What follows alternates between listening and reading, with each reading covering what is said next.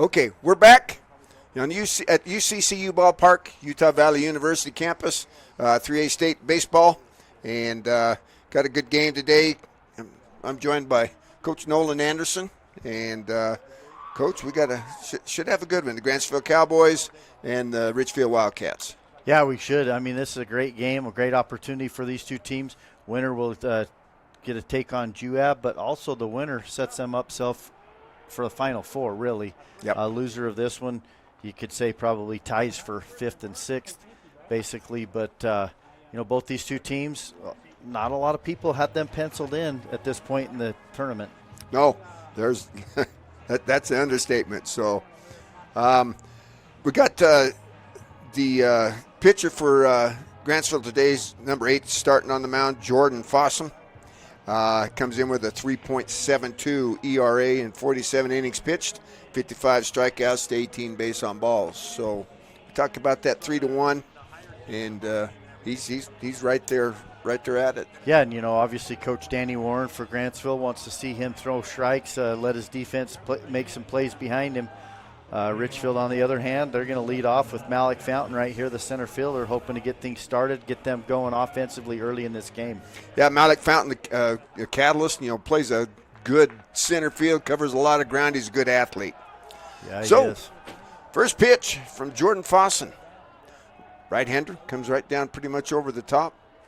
Got a curveball, looks like it's, or a fastball going to tail in on the right-handers. Oh, that one tailed right behind Malik Fountain for ball 1. Yeah, and he obviously up on the inside part of that line right there in the batter's box, that ball went behind him. So the 0-1, or 1-0, I mean. I've had some time off, so you're going to have to give me a break here.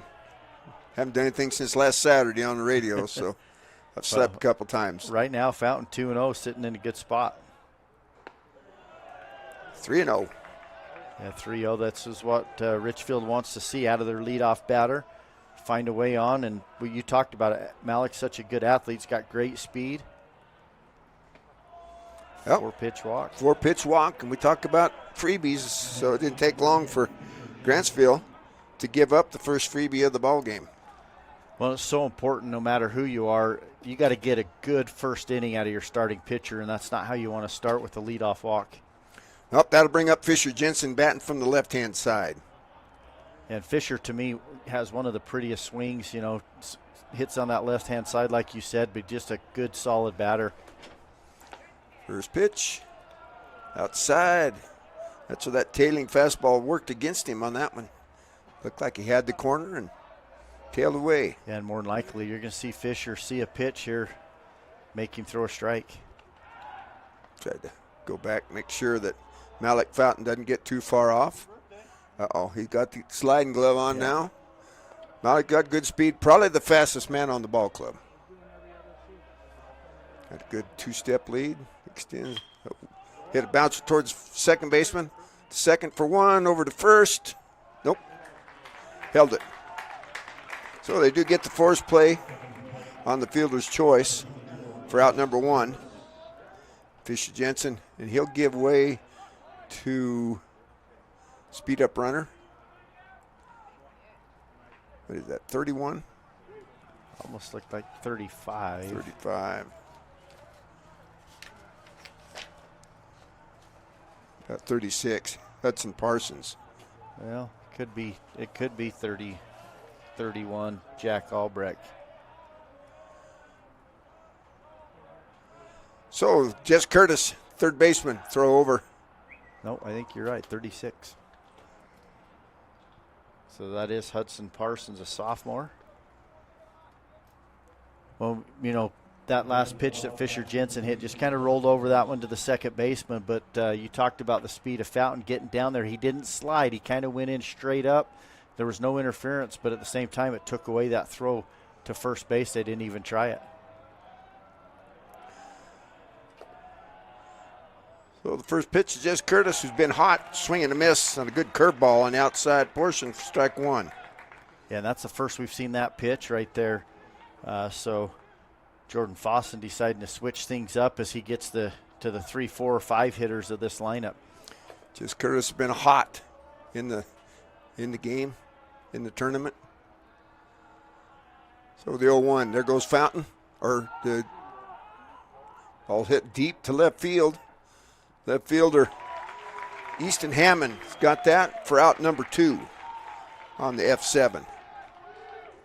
Yeah, ball was well hit, just got a little bit too much underneath it, just hung it up, needed to get on top, hit that one in a line. Might have got that down for a double in the gap, but instead, like you said, left fielder able to go over there, Easton Hammond, and make the play. Hit it to the deepest, toward the deepest portion of the field, 427 in the alley. It narrows down to 408 in dead center field. 305 down the left field lines, so got kind of a short porch down both lines, 312 to right, 388 in the right center field gap. Throw over. Check on Hudson Parsons again. Hudson had taken off on that swing and the fly ball from Jez Curtis. A good lead. Extends. Up. Going at him again. Well, they realize they want to keep him at first base. They don't want to have him steal a base with 2 outs here and then get into scoring position for Garrett Wayman. Next pitch to Garrett. Tried to hold up. Called strike. One of the Wayman boys hit a home run yesterday. I'm thinking it was Griffin. I think it was Bridger Vincent. Was it? Yeah. I thought it was one of the Wayman guys hit a home run. Next pitch in the dirt for ball 1. My wife wouldn't let me turn the volume up, so. Well, I would imagine you're going to see Parsons try to get down to second base here. Good time to run, good pitch count. 1 ball, 1 strike. Yep, throw over again. I think they're feeling the same way you are about the chances of Hudson Parsons taking off. Yep. Checking his card. He used the card and number system here. Does Coach Drew Hill. Got Josh Robinson out there coaching third base. There goes the runner. Hit up towards the third baseman. Gunnar Kimber over to first for the putout on the 5-3 putout and out number 3. So no runs, no hits, no errors. There was 1 man left on after half inning of play. Richfield nothing with Grantsville Cowboys coming to bat. We'll be back on the Mid-Utah Radio Sports Network, Centricom Team Hive, and KSL Sports. Jorgensen's Power Sports is your one-stop shop for all of your outdoor adventure needs. We carry a wide variety of ATVs, UTVs, RVs, firearms, outdoor accessories, and much more. Complete with both a service and warranty department. Check us out online at www.jhsport.com or give us a call at 435-896-6408.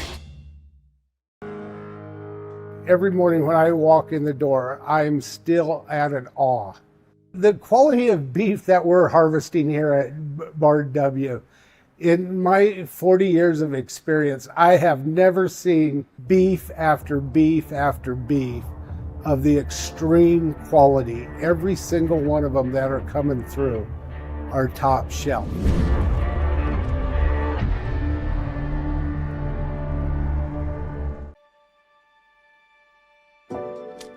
We are all part of a team, whether you are the quiet hero or the newest recruit, the steady anchor or the moral support.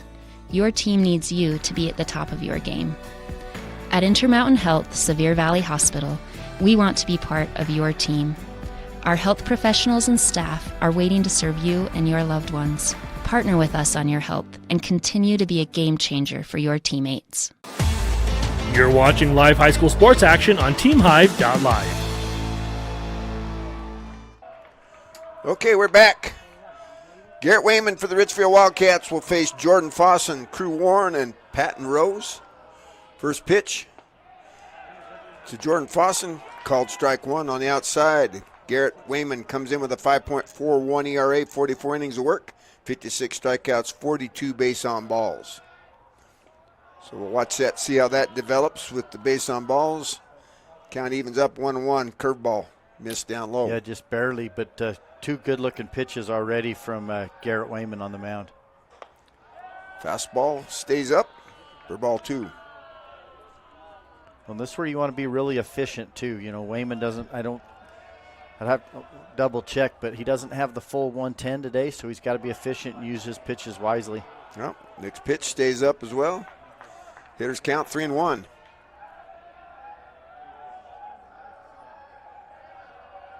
Here's the 3-1. That stays low. And a walk. So, both teams. Leadoff runner gets the base on balls. So that'll bring up Crew Warren, shortstop. Coach Danny Warren in the Grantsville Cowboys. Got some sunshine with a threat of rain throughout the day.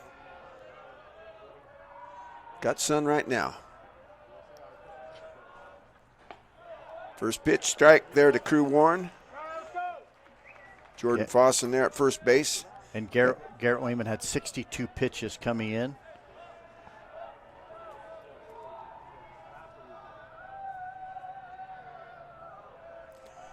So, another throw over. Garrett Wayman, little monkey see, monkey do after watching Fossen that last half. Well, everybody realizes how important those bases are, and you put someone in scoring position, you get that early lead.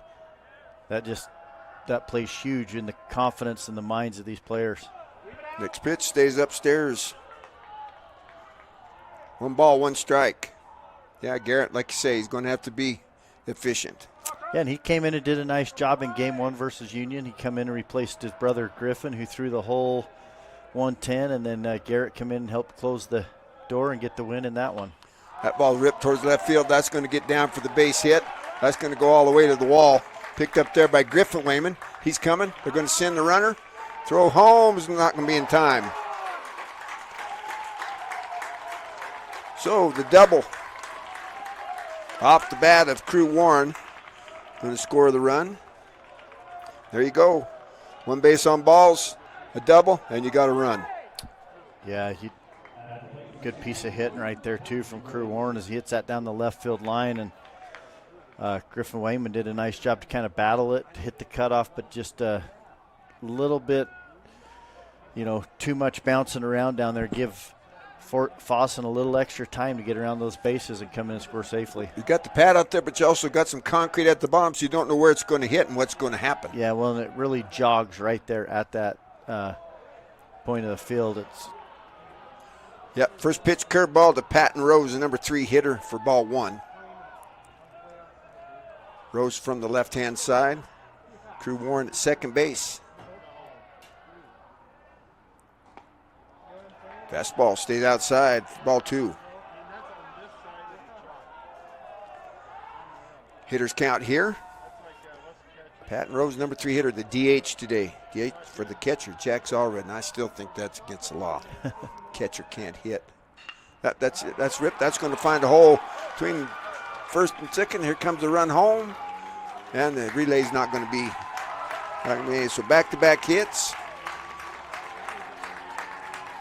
On the single by Patton Rose, that's going to score Crew Warren. So 2 runs, 2 hits. Good piece of hitting there. Yeah, it really was. Just went down and got that pitch down on the inside part of the plate, hits it through that 4-3 hole, picks up an RBI. So brings up Peyton Cummings, the first baseman, number 4 hitter. Curveball.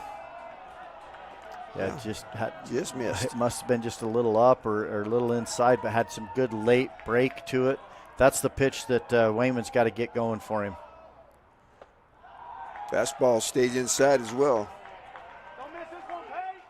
Well, we've seen strike zones, some this big, some, postage stamp size. So far, I think we're leaning towards the postage stamp size on this one. There you go. There's a strike. Fastball down in the lower portion. Yeah, 2-1 count right here. Wayman needs a ground ball here to get a double play.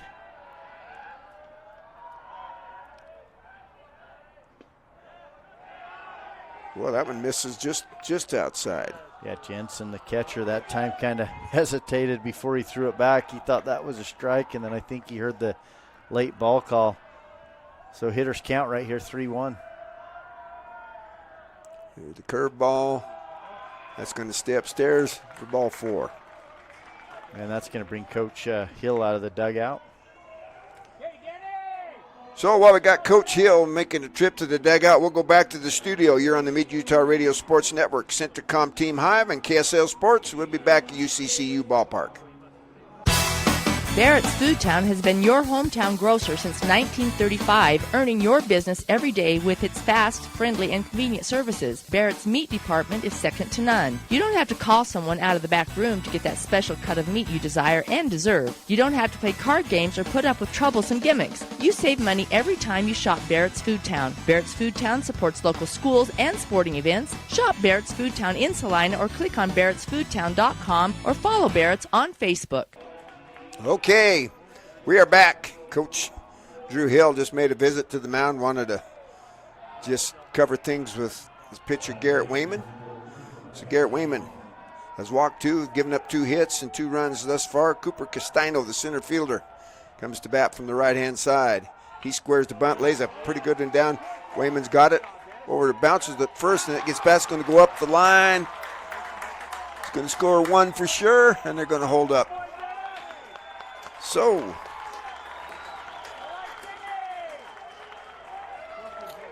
yeah, just one of those bunts that pulls you off the mound. It was a really good spot, too. He got it between home and third base, and Wayman had to come off the mound, fields it, makes a nice play.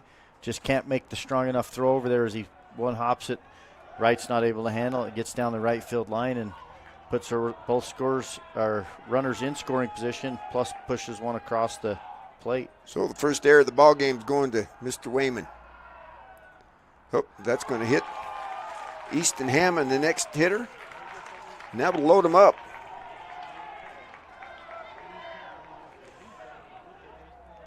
All right, well, we're going to get a pitching change here. Coach Drew Hill's on his way out. We'll be back at UCCU Ballpark on the Mid-Utah Radio Sports Network, Centricom Team Hive, and KSL Sports.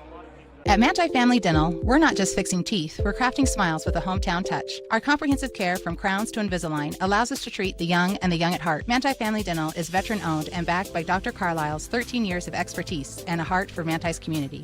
I'm Dr. Carlisle. My wife and I chose to raise our family where roots run deep. Here, every patient is treated like a neighbor. Whether it's IV sedation to remove your wisdom teeth or getting an implant to replace a missing tooth, we ensure your dental health is in caring hands. So give us a call to schedule a visit and discover the difference at Manti Family Dental. Homes aren't one size fits all, so why should your home insurance be any different? Farmers Home Insurance Packages offer coverage options you can tailor to fit you. Discover straightforward home coverage options and more by calling Farmers Agent Dan and Gabe Cranny at 435-896-5453. That's Dan and Gabe Cranny at 435-896-5453.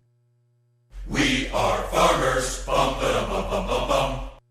Underwritten by Farmers Truck Fire Insurance Exchanges and Affiliates. Products not available in every state. From commercial to recreational truck accessories, Mountain Land Truck Outfitters has got what you need. Flatbeds, spray and bed liners, lifts and leveling kits, wheels and tires. Mountain Land Truck Outfitters proudly uses a brand you know and trust. And with our experienced, knowledgeable, and friendly staff, your visit here will be informative and enjoyable. Stop into our convenient location in Provo at 265 South 100 West or call 801-225-4637 to get a quote for your fleet or individual truck. Mountain Land Truck Outfitters. You're watching live high school sports action on TeamHive.live. We're back. So Garrett Wayman's going to head to right field.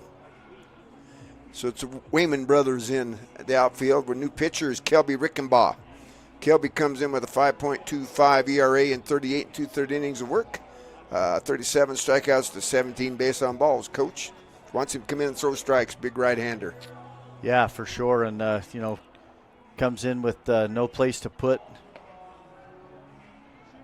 anybody really in this situation. You got Gunnar Kimber coming to the plate, but loaded bases. Richfield still looking for the first out, trailing 3-0. 3 runs on 2 hits and an error and a couple base on balls. First pitch from Rickenbaugh is fouled off with the left-hand side off the bat of Gunnar Kimber, the third baseman. Strike 1. Yeah, infield in on the edge of the grass there so that they can cut off that run at home.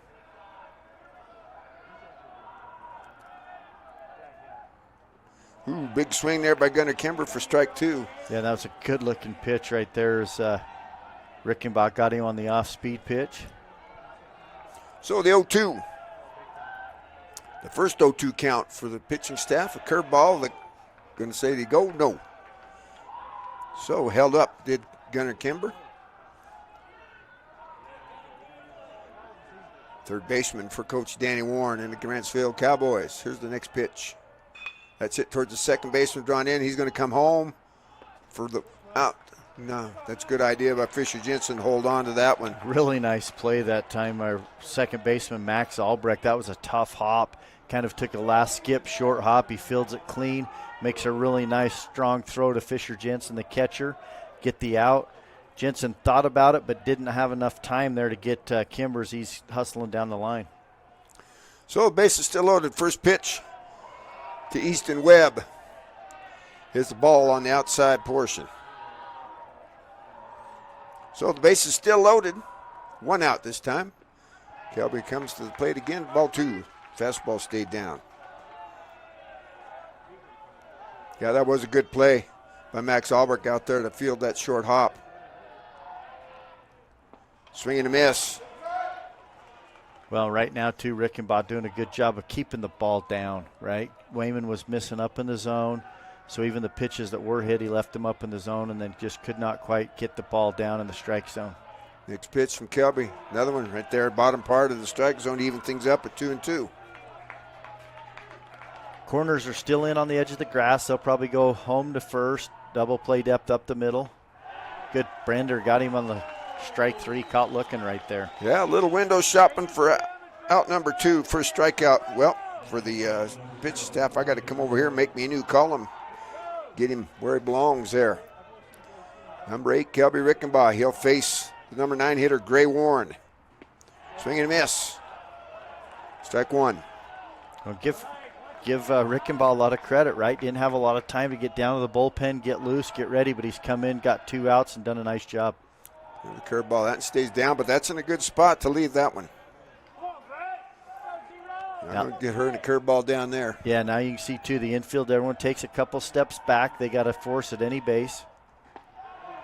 Fastball stays in. Fisher Jensen thought maybe had the possibilities, but Blue says no. Yeah, and there's still no place to put the batter Warren right here. 2 outs. That's hit towards third baseman. That's going to go foul. Would have been an easy play for Jess Curtis just to grab that one. He was already standing on third base. He was trying to get it to stay fair and make the play and get the out at the same time. But, yeah, just on the wrong side of the third base. It counts 2-2 to the number 9 hitter in the Grantsville lineup. Already up 3-0. Next pitch. Fastball, that's lifted to the right-hand side. That's going to get foul. A good piece of hitting right here from Warren, too, to just battle a couple foul balls, both sides of the field now. We'll see what Rickenbaugh does here on this 2-2 count. Got him. Curveball going to get him. Another window shopper for out number 3. But Grantsville Cowboys, they come up with 3 runs. They do it on 2 hits. There was 1 error in the inning, and there were 3 runners left on. So after 1 complete, 3-0. We'll be back on the Mid-Utah Radio Sports Network, Centricom Team Hive, and KSL Sports. Riverton Chevy is more than just a dealership. For over 103 years, our family has proudly served this community because Utah is our home. Through our Everyday Champions program, we celebrate those who make our community stronger. Military, teachers, and first responders, our local champions never pay for oil changes with the purchase of a new vehicle. Thank you for making Riverton Chevy your dealership for over a century. Visit us today in South Jordan or online at rivertonchevy.com. Still the Chevyweight champion. At UCCU, we'll provide you with a low-rate line of credit that makes it easy to access the equity in your home with no fees or closing costs. Simply complete an application on your phone or computer and select the low-rate option you prefer. And then sit back and enjoy the peace of mind that comes from knowing you have a low-rate line of credit. Ready for whatever life throws at you. To learn more or start your application, visit uccu.com or stop by any branch. Your car carries you. You're watching live high school sports action on TeamHive.live. Okay, we're back. UCU ballpark. Griffin Wayman lifts one to right field. Right fielder Gray Warren's got it there for the out number 1 on the 9. Yeah, just got underneath that pitch as he went down and tried to drive it into right field, but pitch was on that lower outside part of the plate, and you got to really stay on top of that pitch and drive it down the line versus kind of a loop in the swing, lifted it and popped it up to right field. Got to bring up Bridger Vincent.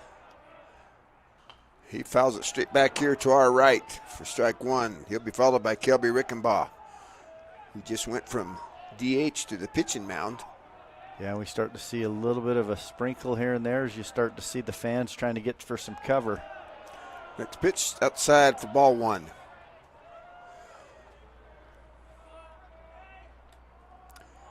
One ball, one strike. Curveball stays upstairs. Well, this is where Richfield needs to take note from Grantsville, right? Be super, super selective at the plate. Make sure you get your pitch. Don't help the pitcher out. Strike zone's pretty small. Next pitch stays outside. Well, and that's what we were looking to see was the consistency of the strike zone, and you're just going to have to adjust in the batter's box. 3-1 pitch. Outside, ball 4. Yeah, it's a good at-bat from Bridger Vincent right there, being patient, not helping the pitcher out. There's a difference, too. Everybody wants to hit, right? But at the same time, you got to get on base. That's what's most important, and especially when you give up 3 in the bottom of the first right there, you got to come back, get some base runners, and try to chip away at that lead. Yep, you can't get a 3-run home run without a couple runners on ahead of you. That brings up Kelby Rickenbaugh from the right-hand side. Good lead there by Bridger Vincent. Settles in. Here's the pitch. That's hit. Bouncer up the middle. Only play the shortstop. Scott's to first base. On the 6-3 put out. Bridger Vincent moves up to second base. You know, that's tough because he's swinging first pitch fastball right there after a walk. And granted, that was probably a good pitch to swing at, but you get a high chopper right there. You just don't get something where you can get a barrel on it and hit it in a gap. Yep. You're better off probably letting that pitch go, seeing another one. A good turf high hopper, too, there. Mm-hmm. Took away the possibility of even the double play or the force at second. Yeah. Brings up Slate Wrights from the right-hand side. First pitch swings over the top of a curveball. Strike 1. Yeah, once again, another swing first pitch, right? And it's different when you're ahead or when you're behind, and you like hitters to be aggressive early in the count, but still you want to get good pitches to hit. That ball's hit to right or to left field. That's going to get down. That's going to score a run. Bridger Vincent coming around on the single. And you see off the bat of Slate Wrights. Yeah, you see the difference, though, in that pitch that he hit versus the pitch that he swung at. You know, it was a curveball off-speed pitch. You don't like to be going up there and swinging off-speed first pitch, but, you know, Wrights did a nice job of staying back on that fastball and driving it in the left center field, picking up an RBI. That'll put Max Albrecht up. Max batting from the right-hand side. 1 out, run across, a runner on first base. That's Slate Wrights. Next pitch. Outside, good. Jack's Allred there tried to frame that one, but didn't get it. No, Albrecht batting on the left side. Good eye right there. Patient, realizes that pitch was off the plate. Oh, the 1-0 pitch from Jordan Fossen. He going to go over? But Wrights is back. And Wrights also has good speed. Another runner that if he could get down there, give Max Albrecht a chance with 2 outs, have a runner at second, that'd be nice for Richfield. Oh, strike 1. A good fastball. It was down on the inner portion.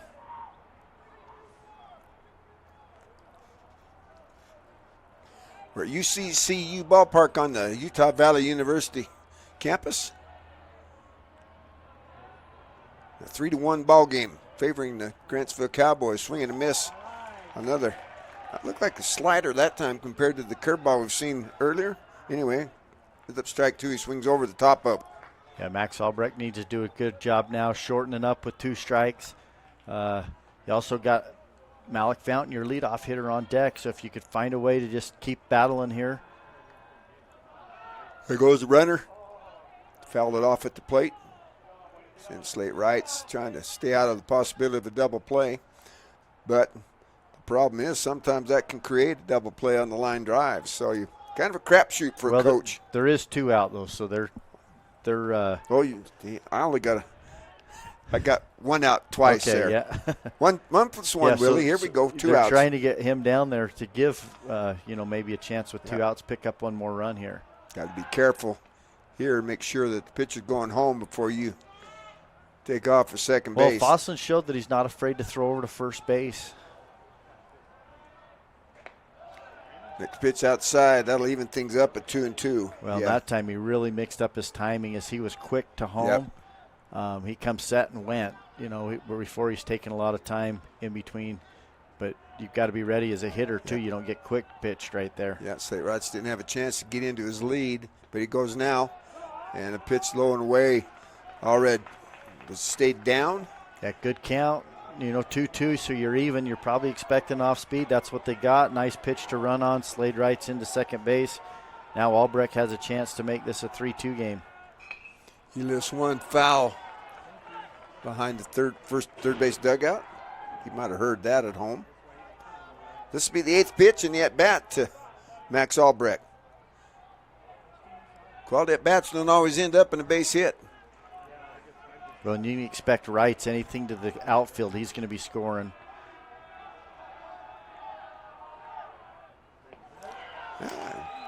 Really good at-bat from Albrecht right there. Battled, fouled some pitches off, draws the walk, so now runners at first and second. That's going to bring up Malik Fountain, the leadoff hitter. Malik got that base on balls. It was forced out at second on the fielder's choice by Fisher Jensen back in the first.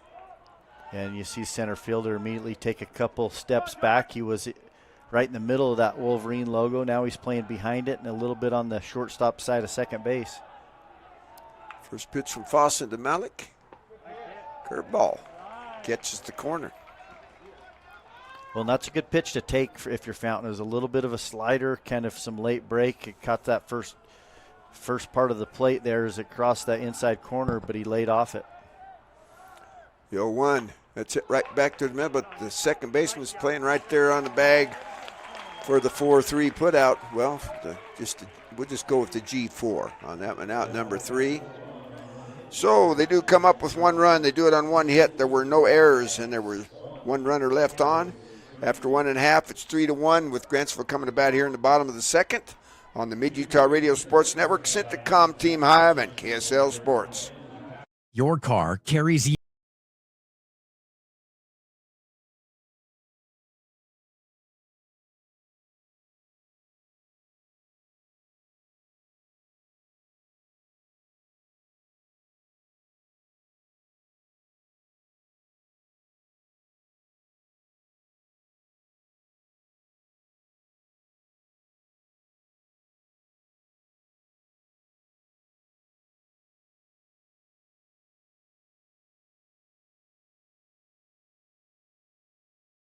Sanpete Steel & Moroni was founded in 1994 and is one of the major steel construction companies in the Intermountain West. Specializing in structural steel fabrication and assembly, Sanpete Steel's impressive portfolio includes the Hales Theater in Sandy and structures on the campuses of the University of Utah, BYU, and UVU. Sanpete Steel & Moroni, where their motto is done right and on time at 685 East Main Street. Call today at 800-261-1026. That's 800-261-1026. Or go to sanpetesteel.com.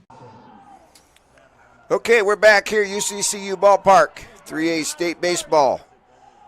Kelby Rickenbaugh will face 1-2-3 for what we've got going on here. We'll face 1-2-3 for the Grantsville Cowboys. The umpire moving people around, getting them back in the dugout, in the Grantsville dugout. Jordan Fossen walked and scored. First pitch gets by Fisher Jensen for ball 1.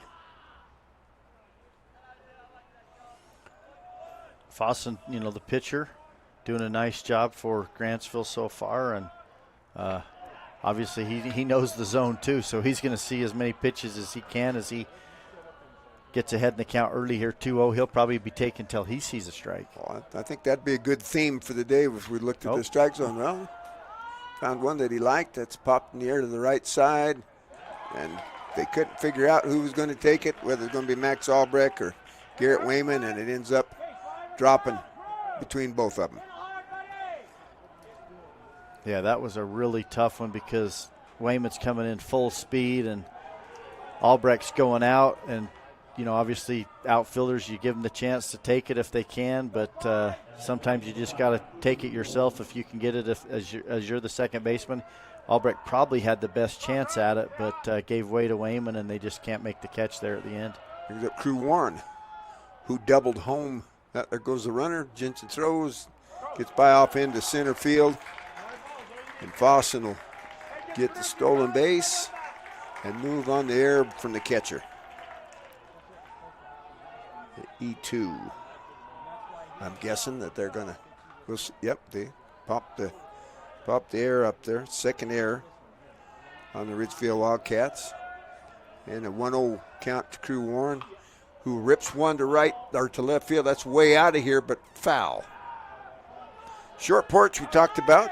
Yeah, and if you're Rickenbaugh right now, you're taking note. You're going to say, okay, he's not going to see that pitch middle in at all again, but he's also going to get a steady diet of off-speed pitches down and away. Next pitch in the dirt for ball 2. And he tries that curveball down and away, but like you said, just bounces it in the dirt. Got to throw it for a strike. 1-2. That stays down for ball 3. That would have been out of most ballparks had it stayed fair, even this one. It would have been out probably at BYU. That hit clear up on the berm up there. It's got to have another, 40 feet that you're missing from BYU, where we were last weekend. That ball ripped to the shortstop. Good dive by Bridger-Vincent. No throw home, and waited too long to throw to third on the errant throw. Brought him up the base path. Yeah, he made a really good diving stop, got it off the one hop, but he looked at home, and you got to realize that ball's, there's no chance at home, just come up, fired across, but that little bit of look at home and the hesitation cost him getting the out at first base. Well, I think they got to give the error on that one. They gave it to the Cowboys. I'm not quite sure why. Second error in the inning. Strike 1 to Patton Rose, the DH. They put the error up to the Cowboys. They don't have any errors so far, or not in my book anyway. Next pitch to Patton Rose from the left-hand side. There goes the runner. There's the throw down. Oh, dropped the ball. Yeah, I think they would have had him on the swipe tag right there, but Vincent can't keep the ball in the glove. Nice throw. I think that was the ball, though. Not sure. I haven't seen the call from the umpire. I'm going to go with the ball. Next pitch. Outside. The chances are here it's a ball away that strike zone. Yeah. Looking. They've got it 2 strikes on the scoreboard, so we'll see.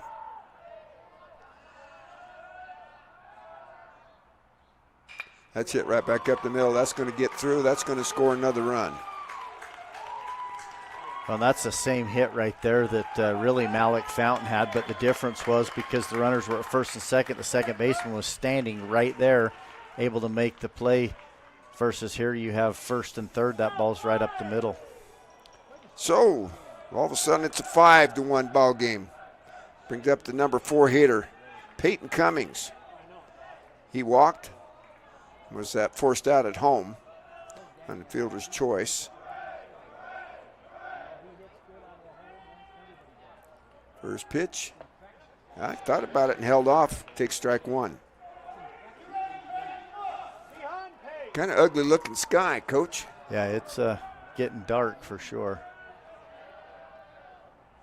Curveball. I guess he fouled that one off, didn't he? We talked about it. This is one of those games where you've got to have pitchers throw strikes, play good defense behind them, and then you really got to come out and hit the baseball. And so far, everything going Grantsville's way. Throw over. Check on Patton Rose, but he's back safely. 2 hits in the inning and an error, and we got another run. Next pitch. Stays down. Even things up at 2-2. Well, Rickenbach really came in, did a really good job to, close out that first inning, but kind of having that rough start that Garrett Wayman did at the top of this Grantsville lineup. Excellent. That gets by Fisher Jensen on ball 3. Goes all the way to the screen, and Patton Rose moves up to second base. So nobody out here in the bottom of the second inning of a 5-1 ball game that favors the Grantsville Cowboys right now. 3 runs in the first inning, 2 so far here in the second inning with nobody out.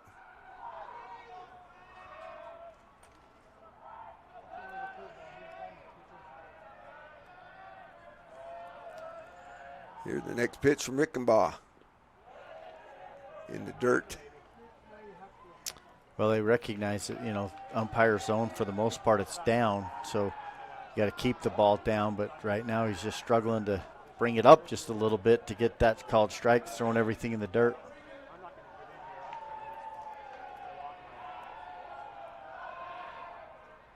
So the next pitch, that's going to be another base on balls. First base on balls given up by Rickenbach.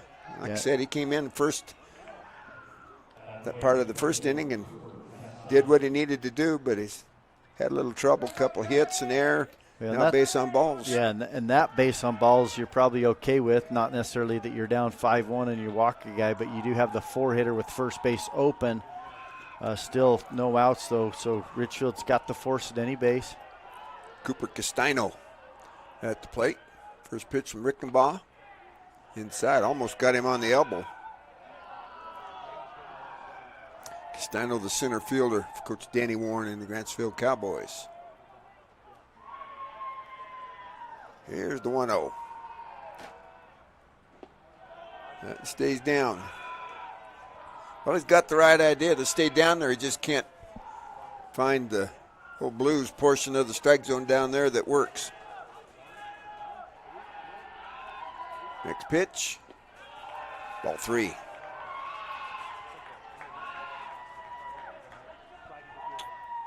And Castano, reached on an error. Finds himself 3-0 right now. Next pitch. There's the old automatic for strike 1. And that's what you have to do. You have to take a deep breath, come back, throw strike 1, and then do the same thing here. Strike 2, get back to where you have a full count, and you can go to work on the hitter.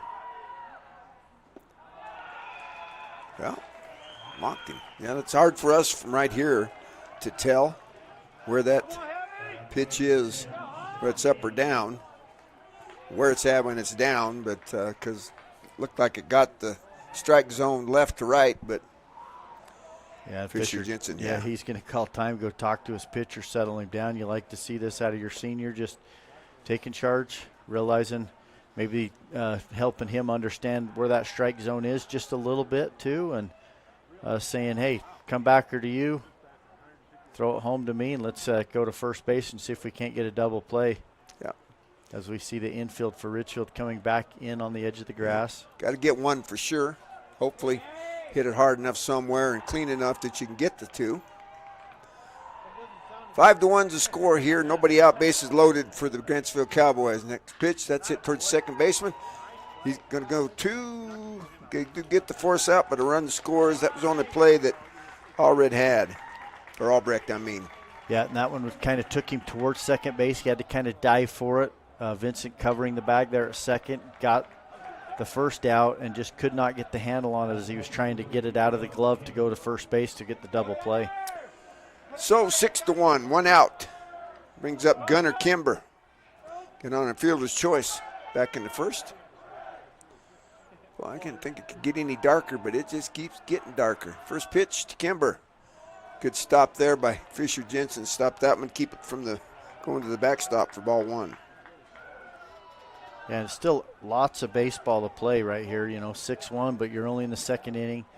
It's just a matter of getting out of this, getting a couple outs, and then getting the hits going yourself if you're Richfield. Next pitch, that's ripped over Jess Kurtosoff into left field. That's going to score 1. Going to score, they send a number 2 home, and he's going to get there. Well, that time we saw the carom. It took a funny carom Griff Wayman had a similar one earlier in the game. He was able to make a really nice play on it, but that one shot back towards center field just a little bit, had to track it down, and that allows Cummings to come around, not only him to score, but then Easton Hammond from first base comes all the way in to score.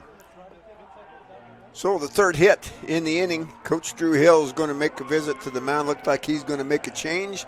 So we'll be back on the Mid-Utah Radio Sports Network, Centricom Team Hive, and KSL Sports. My parents know nothing about gaming. I told them we needed Centricom Fiber because it's by far the fastest and most reliable internet speeds. Hey bud, dinner's ready. Time to turn off the game box. Alright, this round's almost over. These days, kids do a lot of their homework online. They talk to their teachers, they receive assignments, and they do research, all from our kitchen table. That's why I chose Centricom Fiber Internet. They have the fastest and most reliable connection, so my kids can stay on top of their schoolwork. Jorgensen's Power Sports is your one-stop shop for all of your outdoor adventure needs. We carry a wide variety of ATVs, UTVs, RVs, firearms, outdoor accessories, and much more. Complete with both a service and warranty department. Check us out online at www.jhsport.com or give us a call at 435-896-6408. Mason Machinery takes vertical tillage to the max with the Turbo Max from Great Plains. With its hydraulically adjustable gang angle, the Turbo Max gives you lots of options. In the fall, you can run the machine at an angle to bury more residue. And in the spring, you can run it straight to create an excellent vertically tilled seed bed, all to help you achieve the best yields. Call Mason Machinery in Springville and Aurora today to see what the Turbo Max can do for you. Mason Machinery in Great Plains. Harvest starts here. As a urologist, my job includes treating kidney stones, diagnosing, treating prostate cancer, and other disorders of the urinary system. Here at CVMC, specialists and primary care physicians all work very closely together. As a family physician, being able to have continuity of care and direct relationships with our specialists is something we're very fortunate to have here. I'm Dr. David Sewell, board-certified urologist. I'm proud to provide state-of-the-art care here at Central Valley Medical Center. You're watching live high school sports action on TeamHive.live. Okay, we're back. New pitcher, Grayson Eyre. 8.40 ERA, only 3 1/3 innings of work so far. 1 base on ball, 1 strike. Strikeout, he's going to face Easton Webb. Struck out looking. Here, first pitch, strike. Well, and right now, obviously, we're on a turf field, but the rain is coming down hard right now.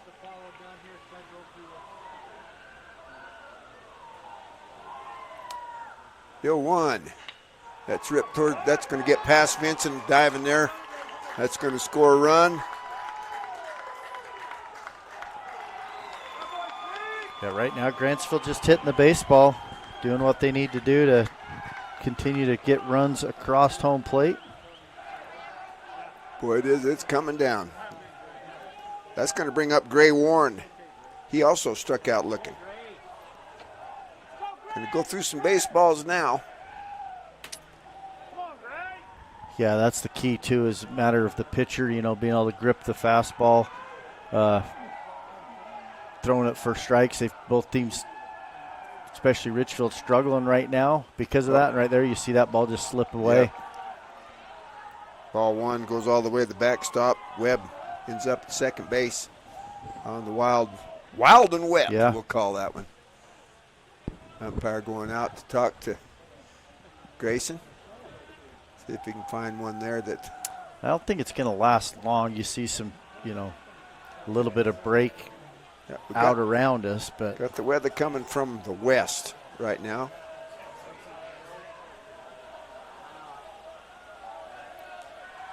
So the 1-0. Oh, that one didn't work either. That got all the way to the backstop again, and Webb goes to third on ball 2. Already 6 across in the inning. Number 7's 90 feet away with 1 out.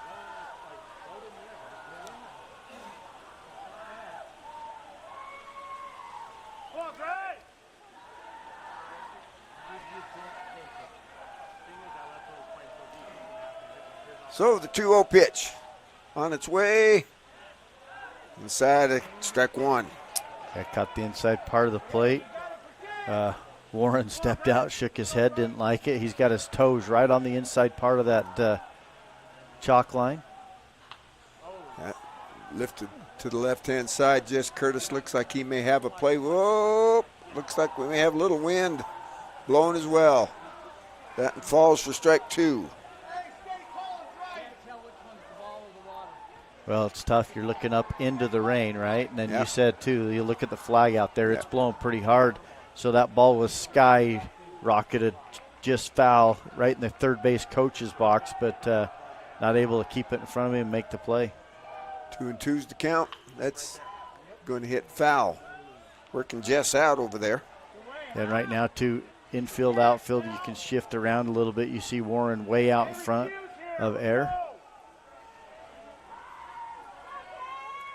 Maybe drop that curveball. Good old slow curveball and see if you can't get him swing over the top of one.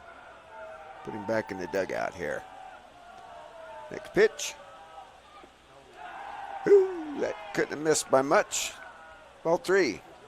Beat the seventh pitch in the at-bat for Gray Warren. Good at-bat.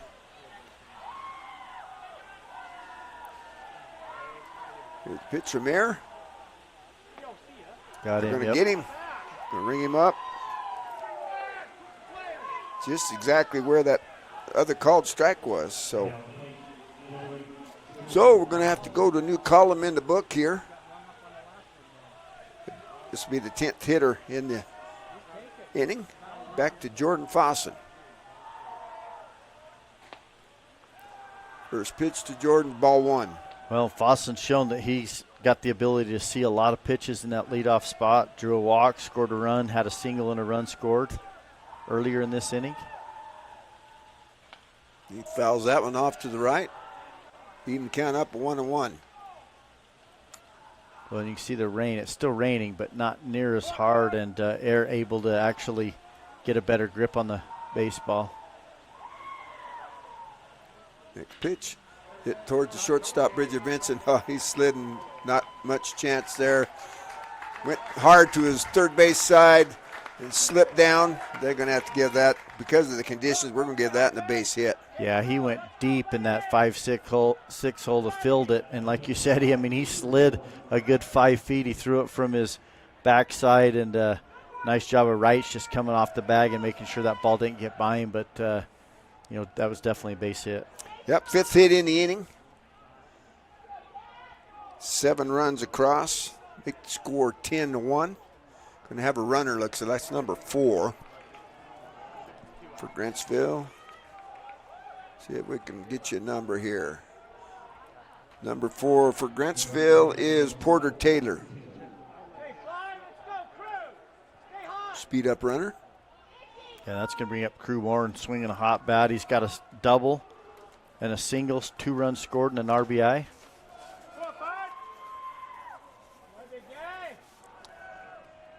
Ten to 1 runner at first base. We got just 1 out, right, Coach?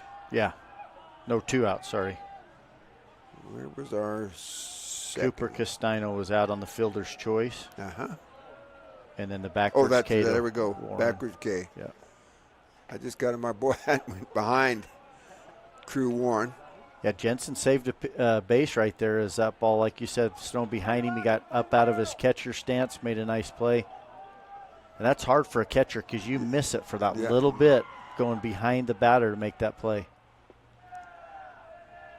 Next pitch in the dirt for ball 2. Yeah, that's probably the second toughest play a catcher's got to make other than that sky-high fly ball right straight over the plate.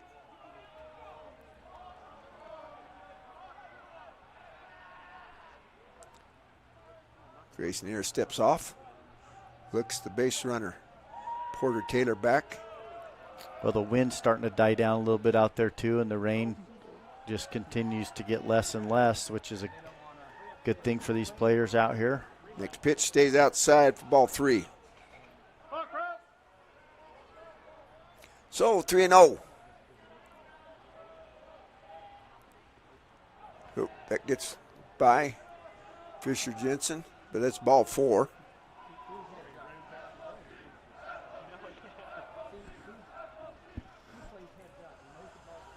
So that'll put runners at first and second with 2 outs. 7 runs across in the inning.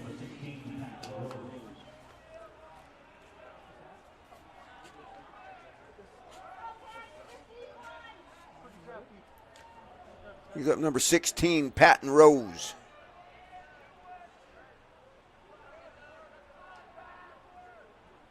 First pitch to Rose, the sky to the left-hand side. Looks like Garrett Wayman coming in, and he's got it for the F9 and out number 3. So let me see if I can count them. We got 7 runs on 5 hits.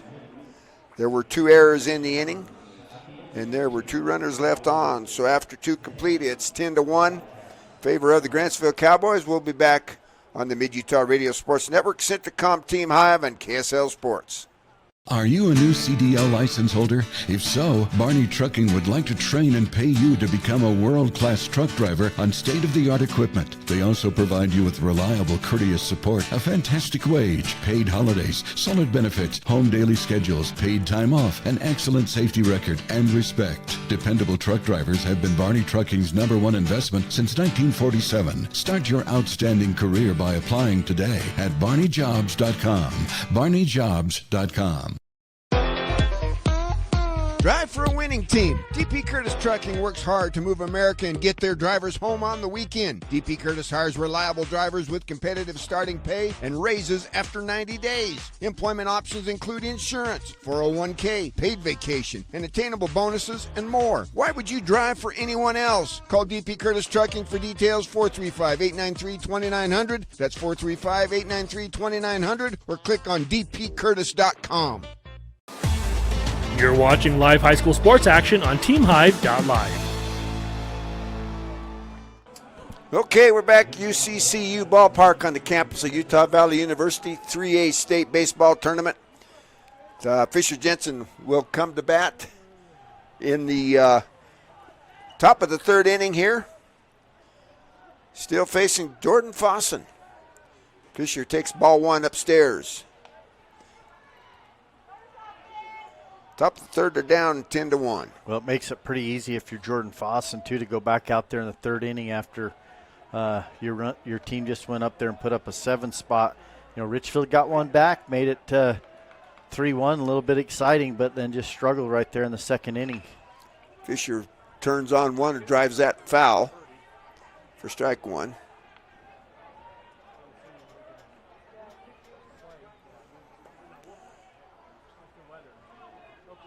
Yeah, kind of disheartening when the weather turns to you, the other team gets hot.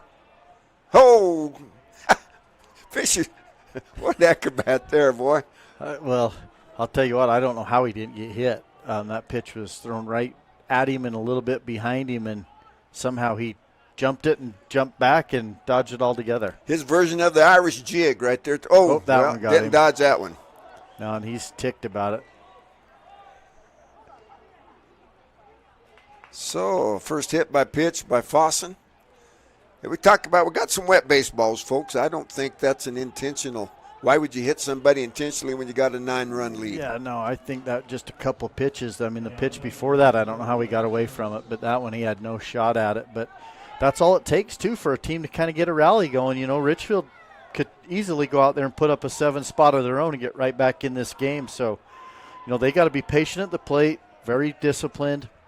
Smart on the base pass, station to station.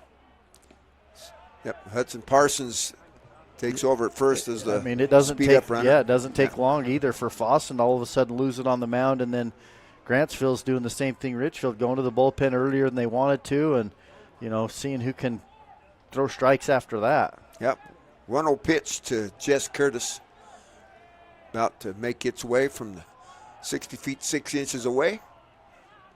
Jess fouls that and off to the right-hand side. I think that's going to get out of play. Good long run by the first baseman, Peyton Cummings. He must want to warm up a little bit down there. Yeah, that and Warren, both he and Warren actually made a really good effort, but ball just continued to carry. Just got out of just across the fence down that right field line past the first base dugout. Tell you a little bit about the elements. The first baseman got the face gaiter on. 1-1 pitch to Jess Curtis. Whoop. Nope. Going to go to first. Fossen, that's got to be about the 10th, 11th time he's gone to first base. He wants to keep them people close. And knows Richfield has the ability to swipe a bag when they need to. Ooh, up in the chin. Little chin music to Jess Curtis. When you've seen the catcher, Jax Allred, too, pop up out of his stance on that one just in case. They know, obviously, with the speed-up runner, they bring in some speed.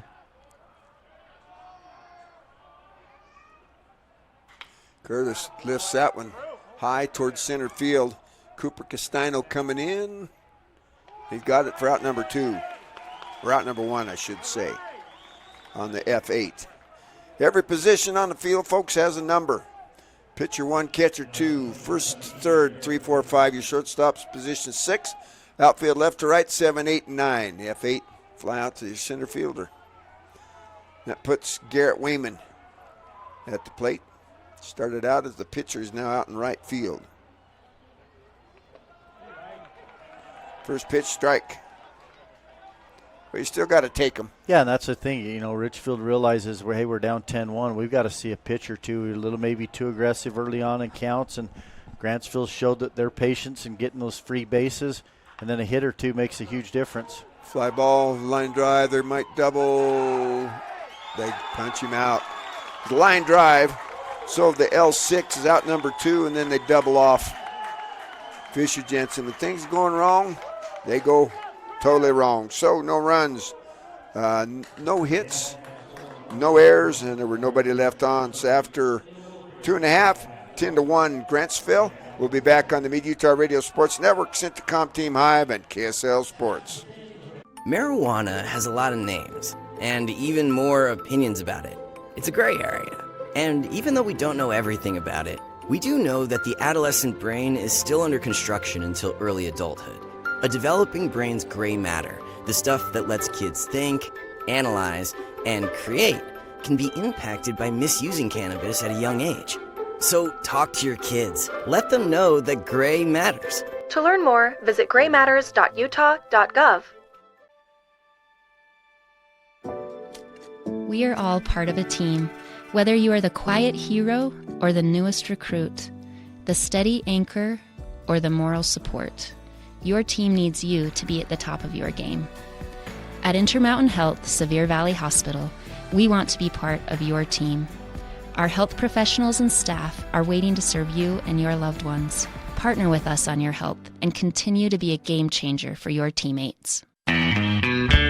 Heads up for the perfect solution to jumpstart your outdoor adventure. Whether you're tearing up the back roads or backcountry, driving the trails or highways of Utah, or making waves on the waterways with family or friends, it's high time you experience the unsurpassed excitement destination at the Jorgensen Auto Group. Jorgensen Chevrolet in Ephraim, Jorgensen Ford, and Jorgensen Power Sports in Richfield will make sure you're properly outfitted. That's Jorgensen Auto Group. Jorgensen Chevrolet Ephraim, Jorgensen Ford, Jorgensen Power Sports Richfield. Thrill seekers wanted. For more than 3 decades, the Intermountain Power Project has served as a model of regional energy cooperation, generating and transmitting coal-fueled electricity to a diverse group of municipal utilities and rural electric cooperatives with operations across 6 U.S. states. Now Intermountain Power is expanding its role as a regional energy hub, including utilizing renewable energy resources. Intermountain Power is proud to support and invest in our central Utah communities. Visit IPAUtah.com to learn more about IPP Renewed. Okay, we're back. Got a new pitcher for the Richfield Wildcats. Number 7, Malik Fountain comes on. We'll see if we can get some numbers on Malik. No numbers on Malik Fountain as far as pitching. Must be his first appearance. First pitch, ball 1. Also got Hayden Hansen now in right field. Oh, that hits Cooper Castano on the shoulder. He'll take a base. First hit by pitch, that's for Malik. Well, that's the thing, too. If the ball, just like that, the ball hit the ground from Fountain and he's throwing it right back in. If it hits the ground at all, it's wet. We are on turf, but it still gets wet. Oh, you ain't kidding. It's just not muddy. Who's ever spilled a Kool-Aid or something on your rug in the house and step in that and see what kind of feeling you get.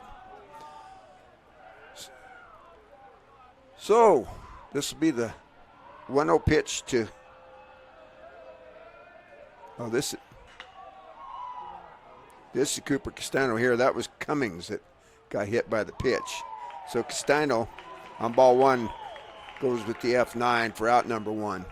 Yeah, really nice job. Hayden Hansen battling as they start to get the rain again. It seems like every time Richfield goes out to play defense, the rain picks up. I got to apologize, folks. This is the first time I've seen the Grantsville Cowboys this year, so kind of by sight, I'm not going to be able to pick them up. Except Gunnar Kimber, I can pick him out of the bunch.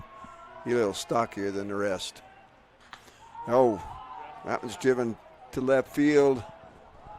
Bridger Vincent goes out, but Griffin Wayman comes in on the F7 for out number 2.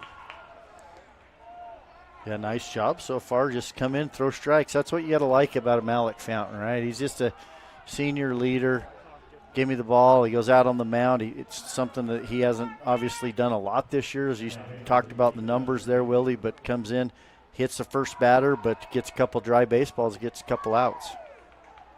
First pitch to Gunnar Kimber. Talked about him. He can pick him out of the bunch. Ball 1.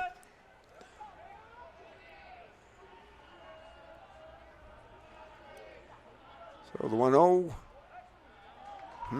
That must have been down. Pretty good pitch right there. Fisher Jensen also doing a nice job of coming up, getting ready, just in case Cummings was going to try to head to second right there. We're at the bottom of the third of a 10-1 ball game. Kimber lifts that one foul back here to our right. This is what Richfield needs, too. They need an inning right here, good quick inning, get back in the dugout, get regrouped, see if they can't get those bats going. So the 2-1 pitch to Kimber on the outside, ball 3. Yeah, Malik, I said no numbers whatsoever on him, so I'm going to guess that his first appearance. With the new system, you would think even a third of an inning would show up, unless he didn't last it up. That ball's hit towards the shortstop. Bridger Vincent couldn't get a hold of it. Yeah, just like you said, that hop kind of come up a little bit more. So they took it off the glove and the chest a little bit, but flipped over to second base, but just not in time. Yep, going to give him the error on the scoreboard, so we'll go with the E6. Brings up Easton Webb. First pitch is up. Ball 1. Yeah, Easton Webb was caught looking on strike 3 back in the first, and then he had a single and a run scored in the second.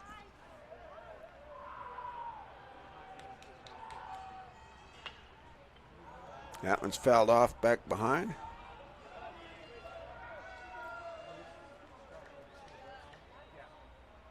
Fountain doing a nice job so far for Richfield. Should have had out number 3. Still looking for it right here.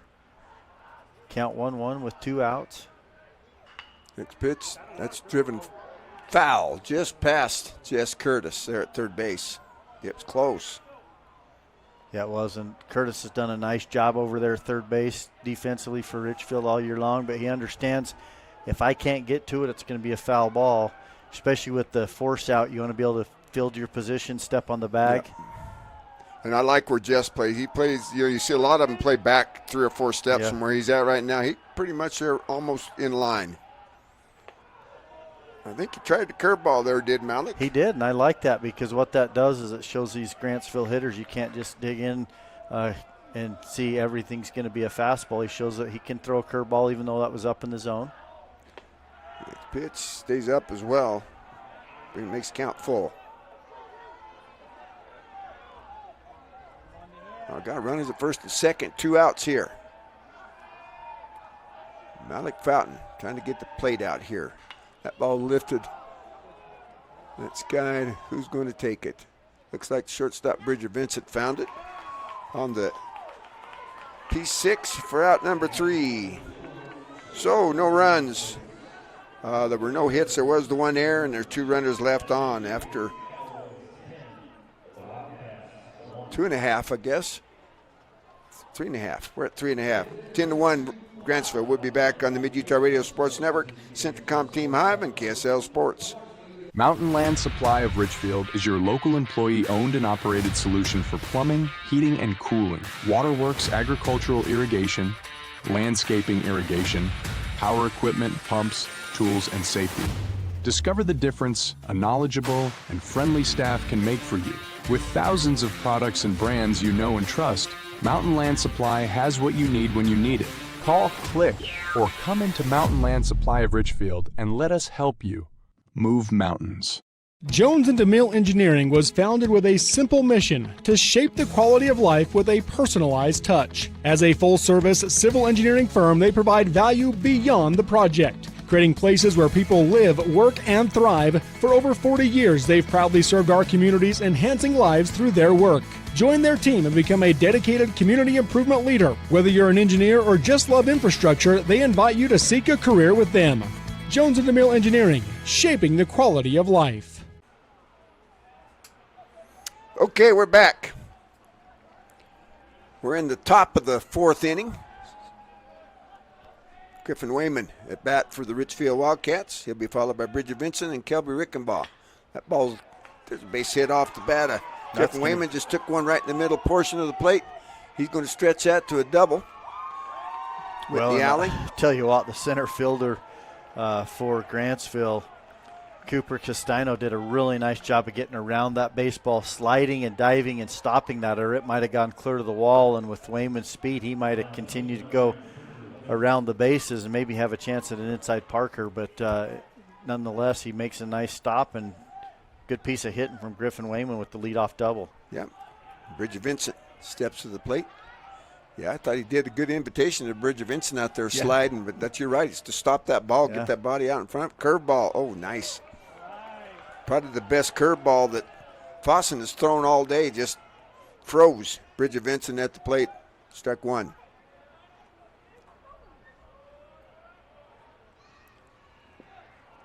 Looked like he just took something off of that one.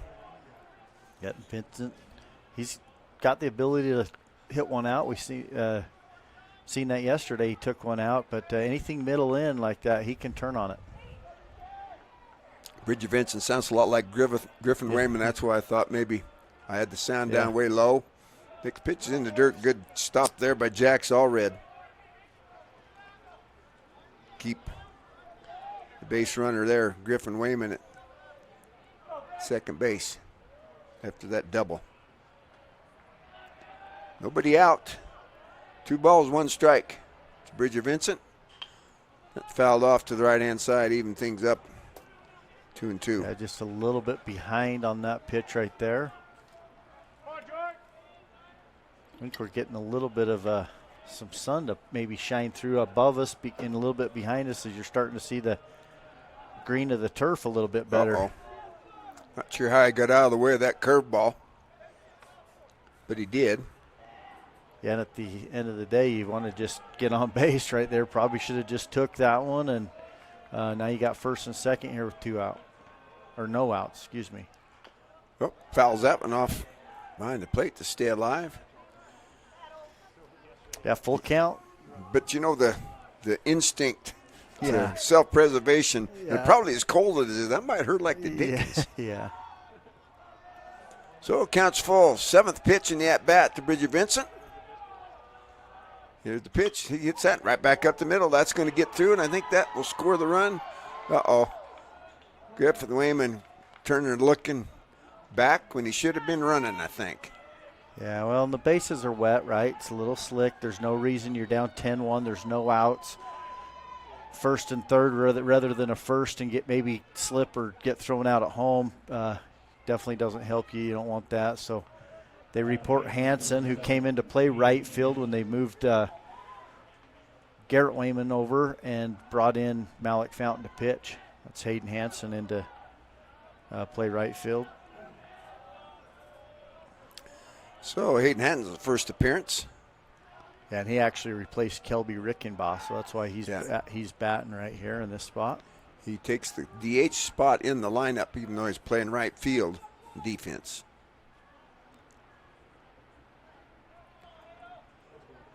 Oh, got time at the plate. Yeah, you're not out of it. 10-1. Nope. You string 3 or 4 hits together. You go put up a 3, 4, 5 spot, anything right here, and you get right back into this game. And with the way Malik went out and pitched that last inning, Richfield Coach Hill's got to like what they see out of him. Yeah, finally had somebody throw a 0 up there against the Cowboys. Next pitch, there goes the runner. Throw goes, throw was supposed to go to the pitcher. I don't think the pitcher was aware. Anyway, that's where the catcher threw it. Bridget Vincent heads to third. I think that was ball 1. That was a danger. Boston had vacated the mound for the throw. Ooh, strike 1 on the corner. Haven't seen one called out there yet today. Yeah. Hanson now with a chance to get 2 RBIs instead of just the 1 as Vincent gets down to second base. Curveball on the inside, stayed inside. Yeah, and I like what Hanson did right there. He didn't bail out at all. He just turned, read that break, understand that curveball, track it all the way into the catcher's mitt. Ooh, swing and miss on a fastball up in the zone. Those are tough to catch up with. They look as big around as a doggone volleyball coming at you. Well, you see that curveball, the pitch before, and then that fastball is looking pretty good, but you got to get it down below the hands.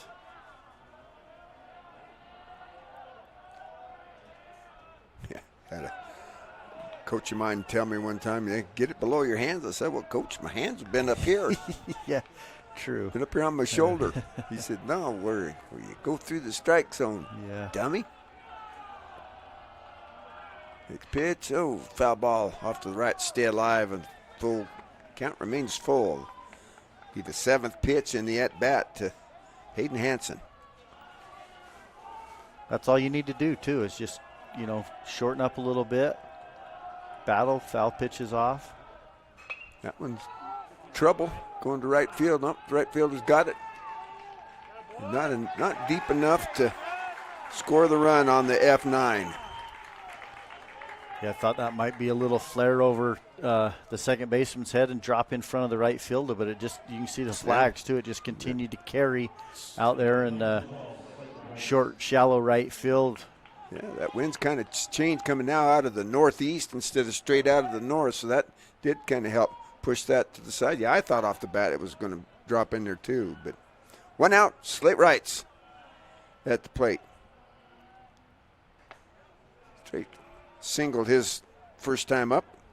Takes ball 1 outside. Yeah, and this is where you've got to be tough right here as a hitter and come up clutch for your team. You got to be able to pick up those base runners. That's hit back towards the shortstop. That's going to score a run over to first. Nope, that gets by. Wrights is going headed for second. There's the throw to second. Good backup there by your center fielder. Yeah, really good backup, but that's what you need, right? Richfield needs a couple breaks just like that. Get themselves kind of going, get a few more runs, and get right back in this game. Still plenty of time as they pick up both those runs. Slade Wright's doing a nice job of getting down the line and forcing that quick throw and throws it away. Yep, so we're going to go with the E6 on that.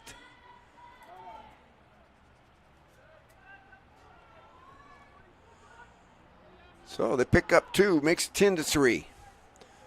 And brings up Max Albrecht, batting from the left-hand side. Max drew a base on balls on 8 pitches his first time up. First pitch inside for ball 1. Well, same thing. It's not, innings far from over with just 1 out. Wright's there at second base. Albrecht, and then you're right at the top of the order again. Albrecht tried to fake out old Blue with stepping back like I was going to hit him, but Blue didn't budge, and he called it a strike. Got some activity in the bullpen down there for the Grantsville Cowboys. Max turns on one, fouls it off. No activity down in the Richfield bullpen other than number 1 headed down there to pick up that foul ball. So 1 ball, 2 strikes to Max Albrecht. Got Albrechts and Allreds in the game. Next pitch. In the dirt. Good stop there by Jacks, all red, to keep that one in front of him and keep Slate Rights there at second base. 2 balls, 2 strikes, 1 out. 2 runs across. It's a 10-3 ball game favoring Grantsville right now. We're in the top of the 4th inning. 3A State baseball. Next pitch inside Max. Next count full. Max has the ability to see a lot of pitches. We saw him do the same thing last time. He ended up drawing a walk. And so far, another really good at-bat. That ball gets by. All red goes to the screen on ball 4. All red's going to stick at first there on the base on balls. Third base on balls given up by Fossen. Well, Richfield's got to like that because not only do you get a base on balls, but then you get the runner to third. So now it's first and third. Malik Fountain coming to the plate, and yeah, Coach Warren going to go out the mound. Haven't seen him take the baseball away yet, so we'll. Yeah, I don't still with the 10-3 lead. I don't think he will, but I think he's saying, "Hey, we got to get things together right here. We just put up 7. It can be easily done to us as well." And Richfield's wanting to repay the favor, no doubt. I show that as pitch number 63 unofficially for him. So he's over the. So they're going to stick with Jordan Fossen, just like Coach Anderson said here.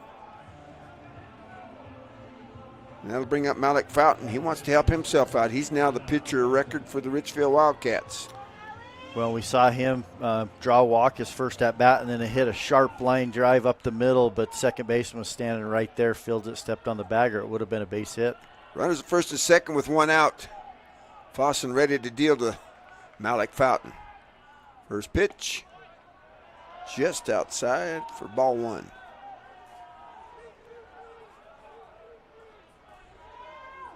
Oh, Malik, he's ready to step back in. Got that lime green bat.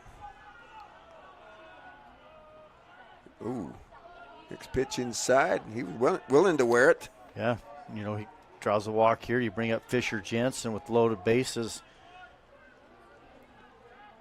Right now, 2-0 to Fountain.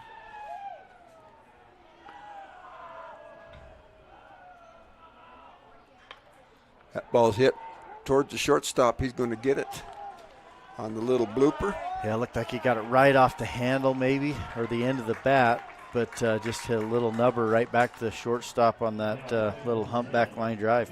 So Fisher Jensen will come up with 2 outs and still 2 runners on, so got the possibility. Fisher's got some good power. Got a 312-foot short porch down there in left field, or right field, I should say. Then goes to 388 in the power alley. First pitch to Fisher. That stayed up for ball 1. We've seen Fisher, he will hit all. Now he likes to pull the ball generally. Get that ball in the inner half. Down.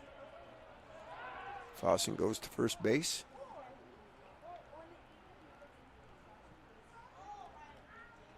Yep. Wright's there at third base.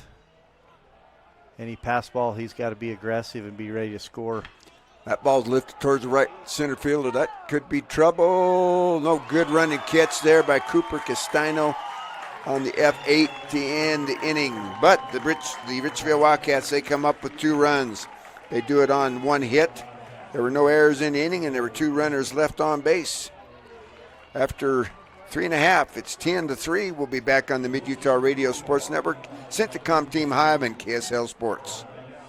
Finding that missing shin guard, remembering whether it's a home or away game, getting the right kid to the right playing field on the right day. Why are simple things sometimes so complicated?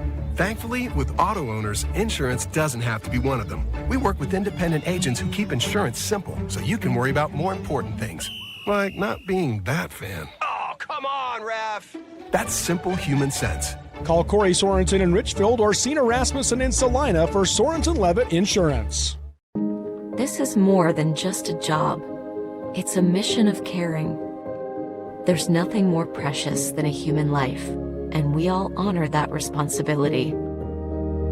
Beginning in 1932, we've been standing ready to serve our communities with trust, quality, and knowledge. And most of all, human connections.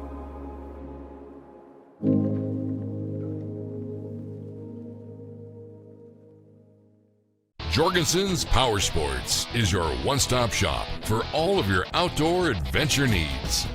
We carry a wide variety of ATVs, UTVs, RVs, firearms, outdoor accessories, and much more. Complete with both a service and warranty department. Check us out online at www.jhsport.com or give us a call at 435-896-6408. You're watching live high school sports action on TeamHive.live. Okay, we're back. UCCU ballpark. Grantsville coming to bat in the bottom of the fourth with a 10-3 lead. First pitch to Gray Warren from Malik Fountain. Ball one. A lot of balls in the ball game here, Coach. A pretty small strike zone. Yeah. Well, in Grantsville, after that inning, they do have someone down warming up in the bullpen just in case. They don't want Richfield to get anything going in the fifth. I had Fossum with 69 pitches after that inning. 1-1 pitch to Gray Warren, swing and a miss, strike two. Fountain's just going right at these hitters and just saying, here it is. See if you can hit it. And he swung right through that pitch. There's the curveball outside, but like you say, got to show him. Yeah. Got to show him that pitch. Keep him guessing. Well, Gray Warren, he struggled too. 2 backwards Ks so far in this game. Takes ball 3. Yeah, right now Fountain just got to challenge him, make him swing the bat. He did, but stays up.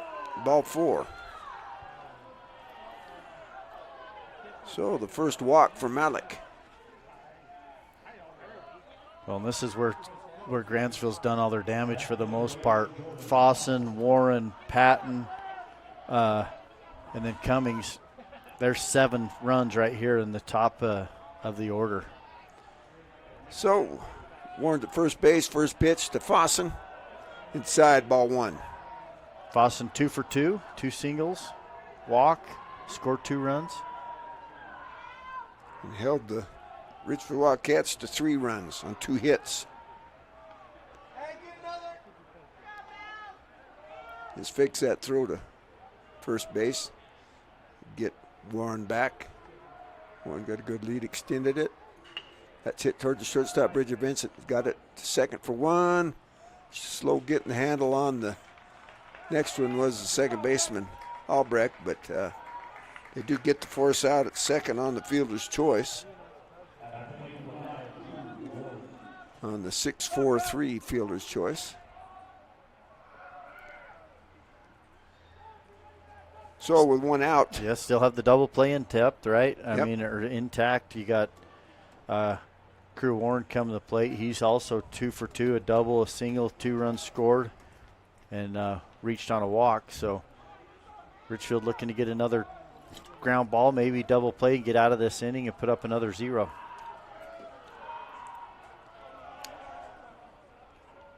So the first pitch, there goes the runner. Throw down. Nope. To the shortstop side. No chance on that one. No, it shows the speed in Fossen right there. Just no chance. And, Coach Warren wanting to stay out of the double play, wanting to get one more of those runs back they gave up there in the top of the 4th. Yeah, you'd like to end it in 5 if you could here. Save some pitching. Next pitch downstairs for ball 2 because you got the unenviable task of playing the number 2 Juab Wasp. Yeah, we talked about it, the winner game of this game. Yeah, 4:30 against Juab, and they'll have to beat Juab twice. That ball's hit in the gap. That's going to go all the way to the fence. That's going to score 2.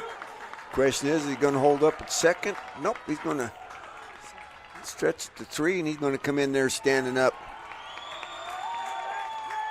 That was a really good job, too, of Hansen to get out there to that ball as quickly as he did and to get it in and limit Warren to a triple.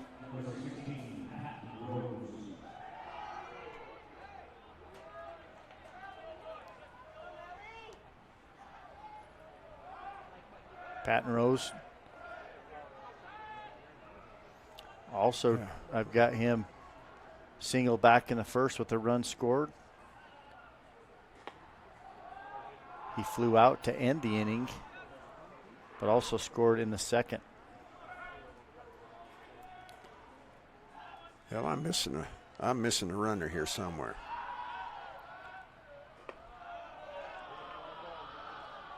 We'll have to figure that out after. Yeah, you're on.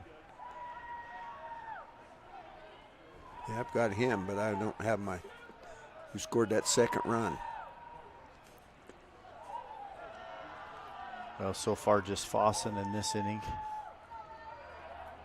Okay, that's the one. I'm looking at the wrong one. That's all right. Yep. I'll get it figured out here, Coach. I know you'd straighten me out here. So the 3-0 pitch. Called strike one, an old automatic there to Patton Rose. For some reason, I keep thinking that Cowboys are the visiting team here, but looked up there, ball 4. So second base on ball is getting up by Malik Fountain.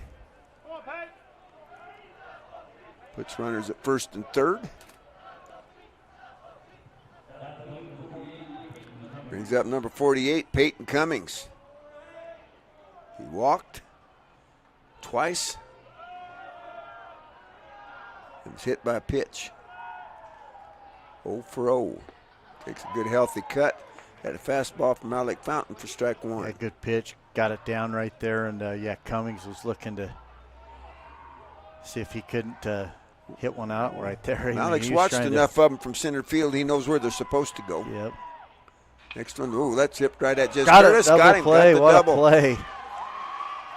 So the L5 is out number 1. Out number 2 is there at third base.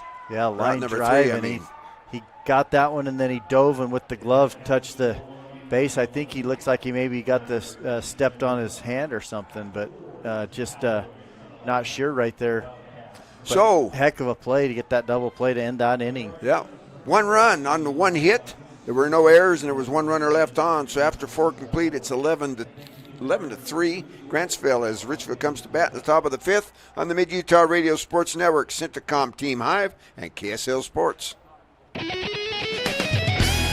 Hey, y'all, just a reminder to shop Shepherd's Carpet and Flooring, offering windows and glass sales and installation, including window tinting. Shepherd's Carpet and Flooring, 410 North Main in Richfield, has a huge inventory and always sells at rock-bottom prices, and Shepherd's has the service to back it all up. Click shepherdscarpets.com. Carpet, flooring, windows, and glass, and more. Shop Shepherd's Carpet and Flooring, 10 a.m. to 6 p.m. Monday through Friday. Click shepherdscarpets.com and sit back and try to wipe that big old smile off your face. From commercial to recreational truck accessories, Mountain Land Truck Outfitters has got what you need. Flatbeds, spray and bed liners, lifts and leveling kits, wheels and tires. Mountain Land Truck Outfitters proudly uses a brand you know and trust. And with our experienced, knowledgeable, and friendly staff, your visit here will be informative and enjoyable. Stop into our convenient location in Provo at 265 South 100 West or call 801-225-4637 to get a quote for your fleet or individual truck. Mountain Land Truck Outfitters. Okay, we're back. Jess Curtis takes ball 1. Fossen's still in the game. I had him with 69 pitches coming into this one, Coach. Yeah, he's done a nice job. Everything that Coach Warren would want. Look out. Touch them all. Nope.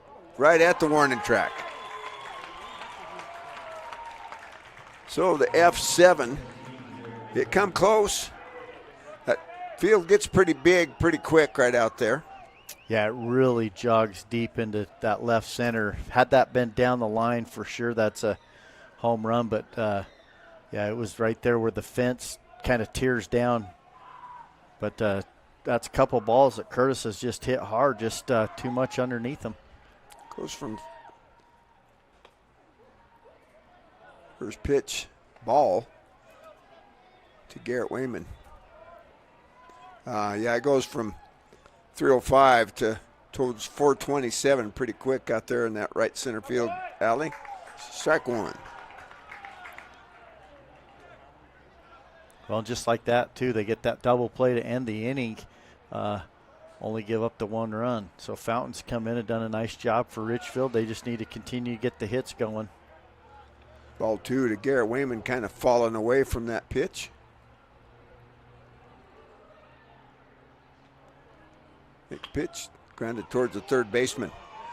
Kimber's up, throws off the back foot. Don't think they're going to get him. Too much of a bounce there. So we'll give the infield single. That one, third hit in the ball game.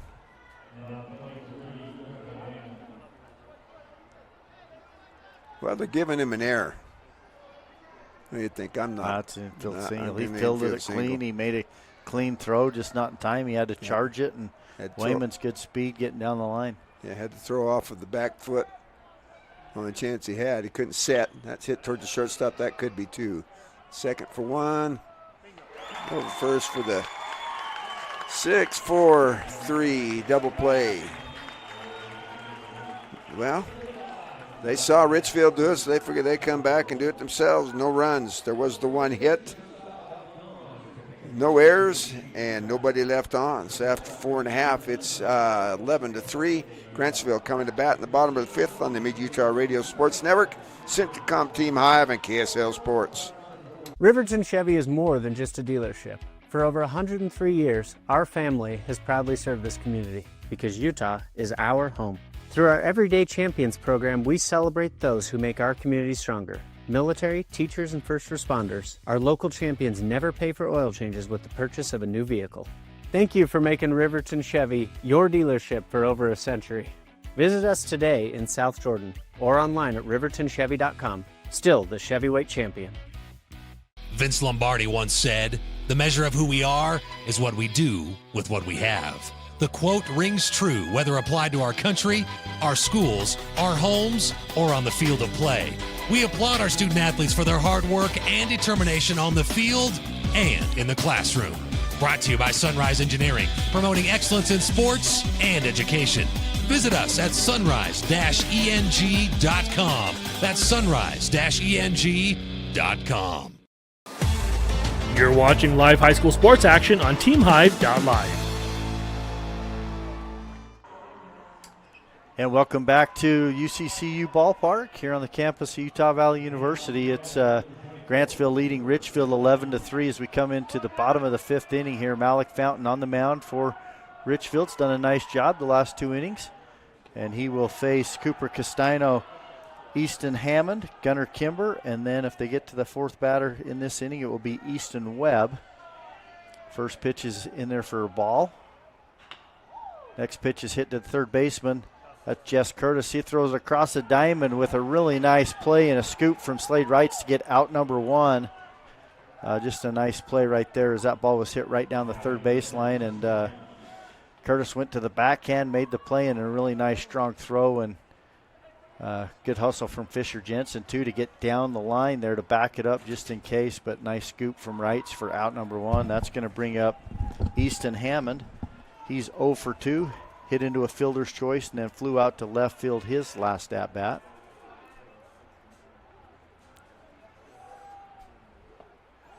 Well, looks like that one got him.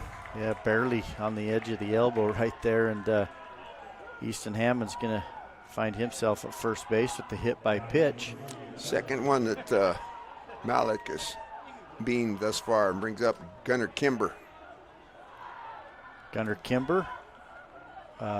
1 for 3, hit into a fielder's choice, had a double and reached on an error. Swings over a good fastball down there on the lower portion. Good pitch there from Gunnar Kimber, or from Malik Fountain to Gunnar Kimber. Richfield playing him pretty much straight up.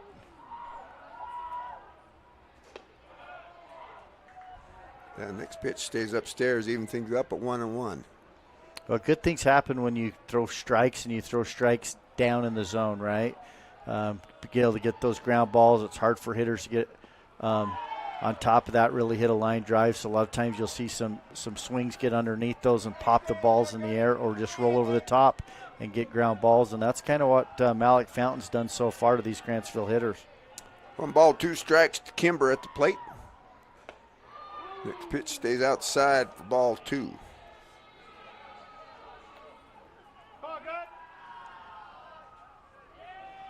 Two balls, 2 strikes, 1 out. Runner at first base. That's Easton Hammond.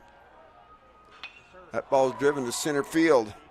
Garrett Wayman out there. Looks like he got it for out number 2 on the F8.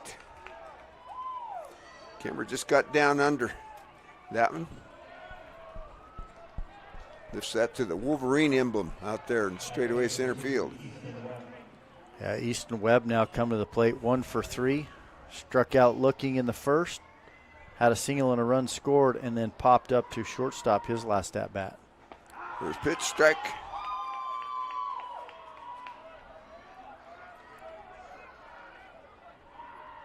Well, we talked about the importance of getting a good start from your starting pitcher and getting, runs early if you're the team that can get on the board.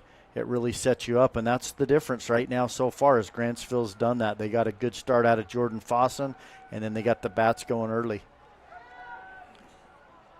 1-1 to Easton Webb at the plate. Boy, he rips that one towards left field, but right at Griffin Wayman, who's got it for out number 3 on the L7.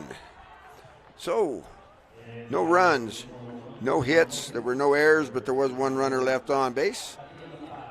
So, at the end of 5, it is 11-3. We'll be back on the Mid-Utah Radio Sports Network, Centricom Team Hive and KSL Sports. In the beginning, glass repair meant a long trip to the city. Inconvenient, but it got the job done. Then came the big chains, quick but costly. Then Clear Sight Glass Solutions rolled into town. For 15 years, they've been making your life easier with mobile and in-shop services. Because they're local, and they genuinely care about keeping you safe on the road. They even recalibrate for new models. Visit them on Main Street or at clearsightglasssolutions.com. Keep it clear, keep it local with Clear Sight Glass Solutions in Nephi. At UCCU, we'll provide you with a low-rate line of credit that makes it easy to access the equity in your home with no fees or closing costs. Simply complete an application on your phone or computer and select the low-rate option you prefer. And then sit back and enjoy the peace of mind that comes from knowing you have a low-rate line of credit. Ready for whatever life throws at you. To learn more or start your application, visit uccu.com or stop by any branch. You're watching live high school sports action on TeamHive.live. Okay, we're back here. We're going in top of the 6th inning of this 3A state baseball tournament game. Richfield and Grantsville. Grantsville holding 11-3 edge with Bridger Vincent coming to the plate for the Richfield Wildcats. Takes ball 1 upstairs. Bridger 1 for 1. The walk and a base hit and scored twice. Bridger thought about it but held up. Ball 2.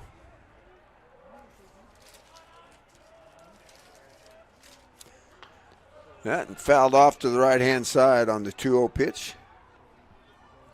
Yeah, just a little bit late on that fastball right there. We got a new pitcher. Yep. Looks like number 1 out there for. They slipped one in on us, Willie, yeah, right there. Did. Number 1, that's Jensen, the junior. Nope. Thought he had the walk. Yeah, but Vincent didn't like that one. As like you said, he thought he had the walk right there. They're going to say strike 2. So the count's full. Now he gets the walk. So we bring in a relief pitcher. Walks the first batter. If you're the opposing coach, you're liking that. Yeah. See if we can get some numbers on Mr. Jensen here. Bridger Jensen, a 2.33 ERA. 6 innings of work. First pitch to Hayden Hansen is strike 1. And 6 strikeouts, 3 base on balls. So you're up to date. Whoop. Got the, what's he pointing at? I think just calling time, stepping out, pointing to the batter that he called time. Oh, okay. Thanks for keeping me in line, Coach. There goes the runner. Pitch. Yep. Good jump there. No chance for. Well, you can see the flags now too, Willie. How, I mean, we kind of get a little bit of clear sky out there in center field. Still dark clouds around us, but the wind's really shifted from what it was earlier in this game. So the 0-2 pitch on its way. Just misses. Ball 1. Can't help but think of that ball that Fisher Jensen hit last inning, to center field. Had the wind been blowing out like it was, that gets past Castano and, probably puts in for sure 2, maybe even he has a chance. But, that 11-5, 11-6 is a lot different than 11-3.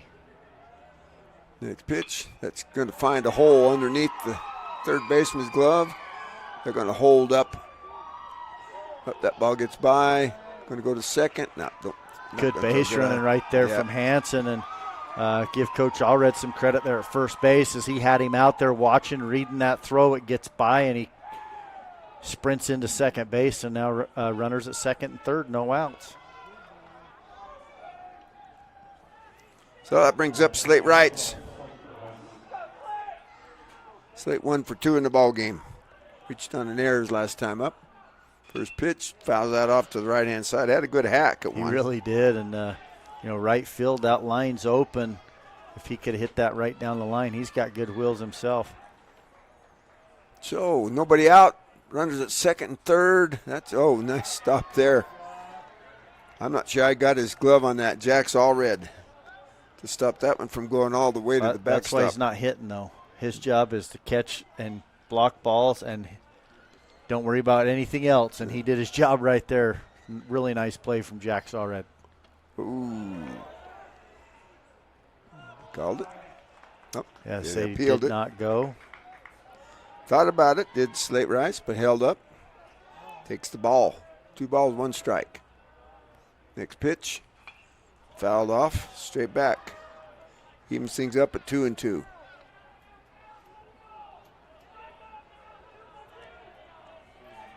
Center fielder playing right on that logo. Left fielder a little bit deep. Center field fairly shallow. 2-2. Stays upstairs for ball 3. Yeah, Wrights has to know now he's going to see a fastball, a curveball that on a 2-2 count that's up in the zone. He's not going to try that here with full count. So he's got to be able to get his timing right. That one stays up as well.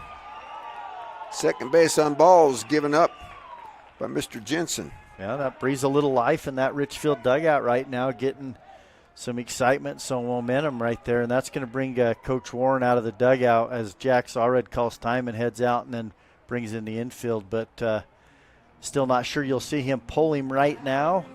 But it would not surprise me a bit, too, to see him make a change right now with loaded bases, no outs. Well, he's got 2 guys up in the bullpen down there, throwing pretty hard, but he hasn't taken the ball from him yet. You got an 8-run lead, but you just loaded the bases with 2 walks and a hit. Yeah, and you're literally 9-1-2. Max Albrecht, just like another leadoff hitter, though, as he's battled and drawn 2 walks. Well, he just goes out, tries to settle Mr. Jensen down. Jackson Jensen. That's interesting. I don't think the umpire recognized, too, this is a new pitcher. So he said second mound visit, which it is a second in the game. But you get,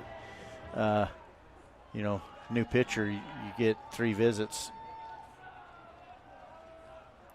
So, first pitch. It's already, called strikeout there on the corner. We haven't seen many of those. No, right now, if you're Albrecht, you got to hit something out of the infield, avoid the double play regardless of where you hit the ball. Next pitch downstairs for ball 1. Max in on the left-hand side. Bases loaded, nobody out. That one stays down as well, same place as the last one. Yeah, Jack's find a hole somewhere. He could tighten things up here pretty quick.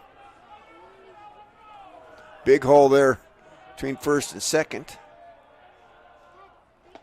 Second baseman kind of shading up the middle. Got to take a pitch right now, 3-1, trailing 11-3 with loaded bases. So if you're Albrecht, you got to kind of cover that plate, do all you can, make it hard on the pitcher right here. Yeah, no. Another base on balls. That's going to walk in a run. You may see Warren come out of the dugout now. If not, maybe one more batter, but he's not going to go much further. So the third base on balls given up by Jackson Jensen, who just entered the ball game for Coach Danny Warren. That brings up Malik Fountain. Dangerous bat here. Good speed. Malik finds a hole somewhere out there in the outfield. He could empty him.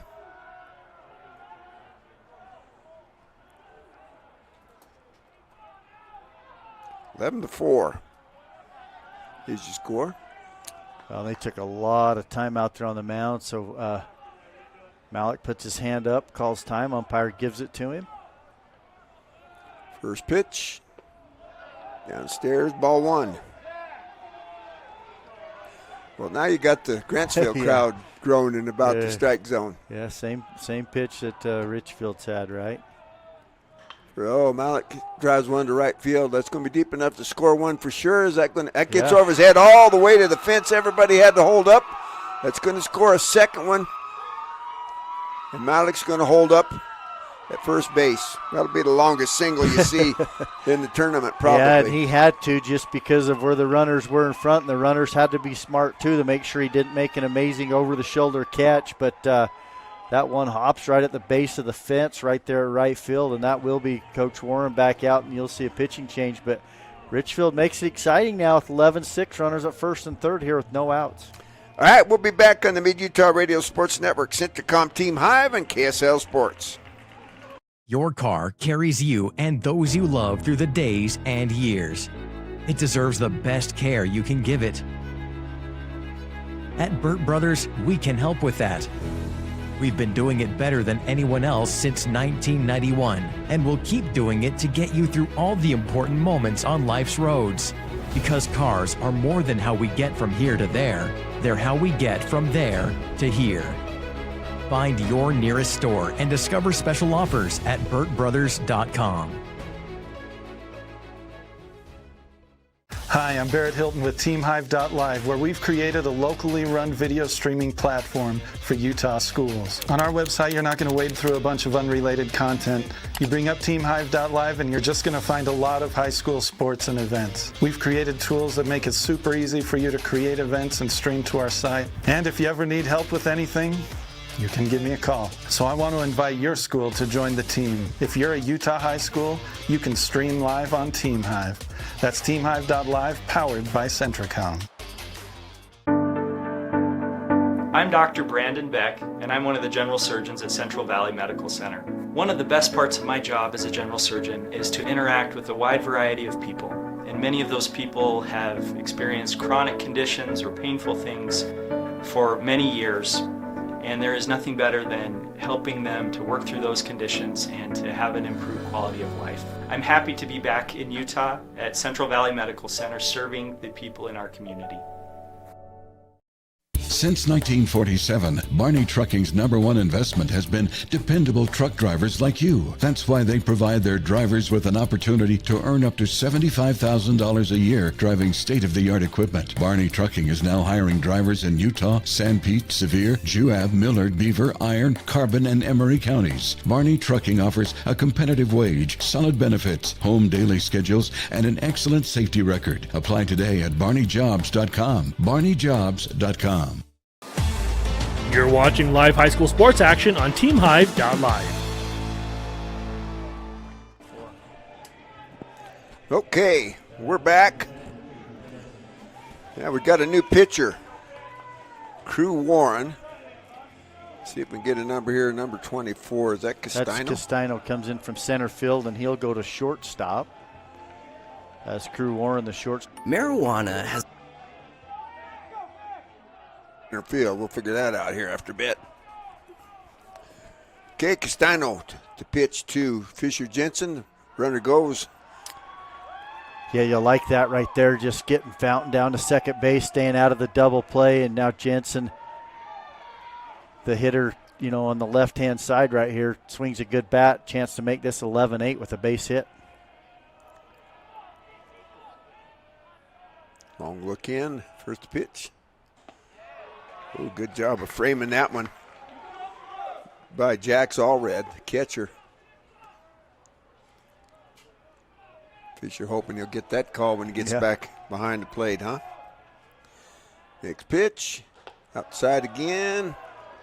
Didn't get the call that time. No, and there's big gaps in right center field, left field, left center field, not as much, but a big gap in right center field if he could find it. Ball 3 upstairs. Well, I think he's going to probably wait till he gets strike 2. I would think so, unless this one's piped. You got Jess Curtis coming up. Ooh. He had the pitch he wanted and just fouled it straight back off the catcher's glove, but now full count. Full count, runners at second and third. 3 runs across. Ball 4. Yeah, good at-bat from Fisher Jensen. Like you say, he's been catching back there. He knows the zone better than anyone.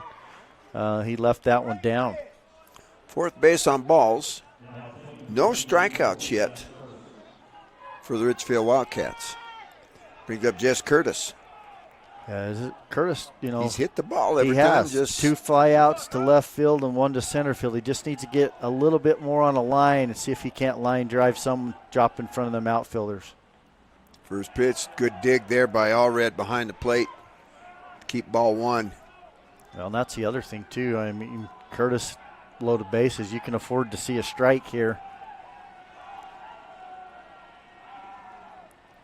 Ooh, Jess had a hack on one on the outside portion, just fouled it back. Jess is one of them that can use all fields. I don't know if he's looking maybe at that right center field gap that you were mentioning earlier, because they're playing straight away. Yeah, Coach Robinson's going to call him down to third base and talk to him for a minute right here and help him realize how important this at-bat is. Not that Jess Curtis doesn't already know that, but, he doesn't need to hit a home run right here. A base hit does just as good as a home run because it keeps runners on, runs coming in.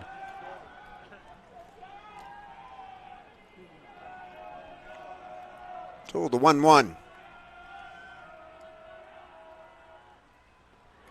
Stays downstairs, ball 2. Yeah, you guys talked about it earlier, too. Jess Curtis had a great tournament so far and swinging a hot bat. Ooh, things one maybe a little bit too anxious on that one, Coach, think? Yeah, I think he was trying to get a little extra on that swing. Yeah. This one, though, you want to look to that hole, and he looked like he'd kind of pulled off of it a bit.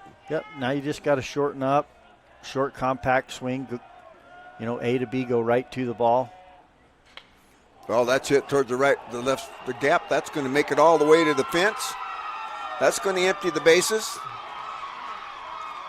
Jess Curtis going to end up with a 3-run double.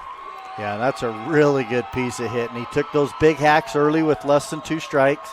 He gets 2 strikes. He did exactly that. He took the short, compact swing, hits a double into left center field, clears the bases, and it's 11-9. And, Richfield still no outs, has the momentum.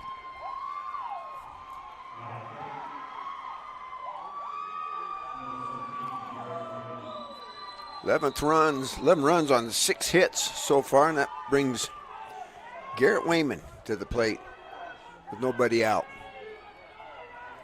Jess Curtis standing out there at second base after that 3-run double. First pitch to Wayman, fouled off to the right-hand side, going to get out of play. Well, we've seen Wayman, his last at-bat, hit a ball hard for a single. He got doubled up, but, now's a chance right here for him to make this a 1-run game and get himself on base.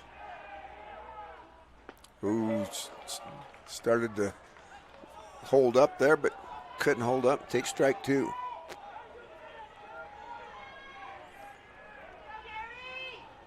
Got Griffin Wayman, his brother, in the on-deck circle. Next pitch, 0-2, that's going to get by. Jess Curtis going to end up at third base.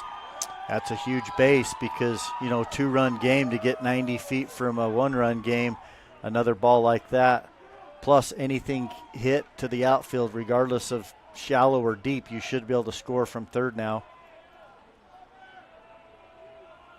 Top of the 6th. That's it. That's going to get by. That's going to go all the way into. Should be a double. Field. That's going to be a double. Garrett Wayman headed for second. Here comes the throw. They're going to be cut off. So back-to-back doubles makes it a 1-run ball game. 4th hit in the inning. The 7th run in the inning. Makes the ball 11-10. Well, I go back to Malik Fountain coming in for Richfield, going to the mound and getting that first 0. He gets a 1, and that double play from Jess Curtis, and then another 0, and you can't help but just it's continued to breathe life back into this team offensively, and really got things going here in the 6th. First pitch, strike to Griffin Wayman. He's trying to call for timeouts, not going to get it. Take strike 2. Yeah, now he's just got to swing it with 2. See if he can't trade place with his brother. If not, at least drive him in right here.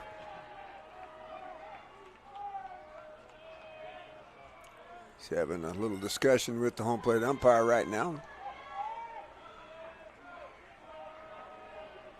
0-2, nobody out. It's a 1-run ball game right now with the tying run at second base. That one stays upstairs for ball 1. Ninth hitter in the inning. Well, if you're Garrett Wayman too there on second base, you got to be smart not to be getting picked off, or you're already in scoring position. Same thing, you got to see a ball, anything hit to the left side of the infield, you got to see that ball through. Any line drive, same thing, you got to freeze, hold your position, make sure it gets through, don't get doubled up on a line drive somewhere. 1 ball, 2 strikes.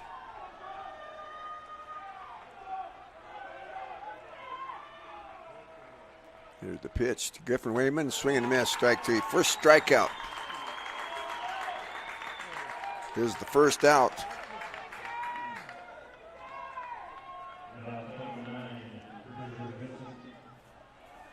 Took 4 pitchers to strike one of them out. Yeah, and that one he got behind in the count, and then Warren just brought a little extra on that fastball. So Bridger Vincent at plate. Takes the first pitch, ball 1.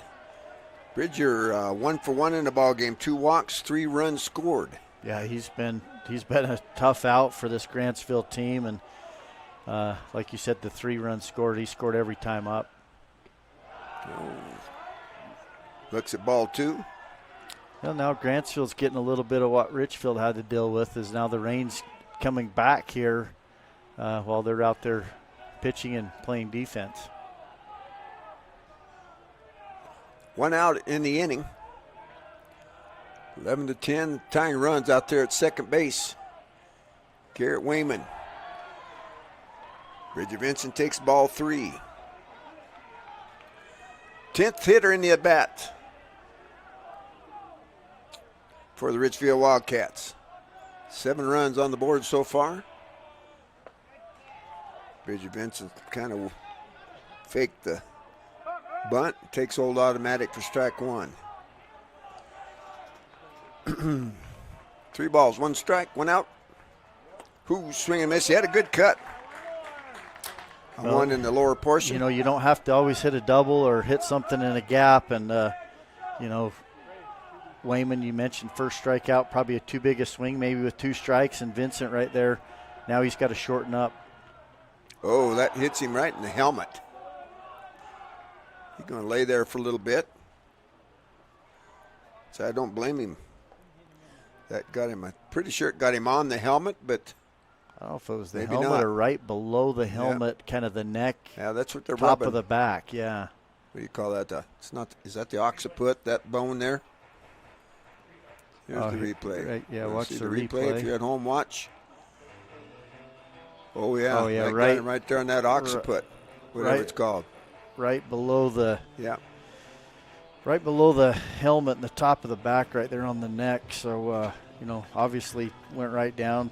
Sore, they're going to make sure he's definitely all right before they go. So yeah, because there's no trainer here. You got to have the trainer. So while we got a break in the action, we'll go back. You're on the Mid-Utah Radio Sports Network, Centricom Team Hive, and KSL Sports. Marijuana has a lot of names, and even more opinions about it. It's a gray area. And even though we don't know everything about it, we do know that the adolescent brain is still under construction until early adulthood. A developing brain's gray matter, the stuff that lets kids think, analyze, and create, can be impacted by misusing cannabis at a young age. So talk to your kids. Let them know that gray matters. To learn more, visit graymatters.utah.gov. Okay, we're back. Bridger Vincent stays in the game. He's down at first base. Hayden Hansen now hitting for the Richfield Wildcats. He takes strike one.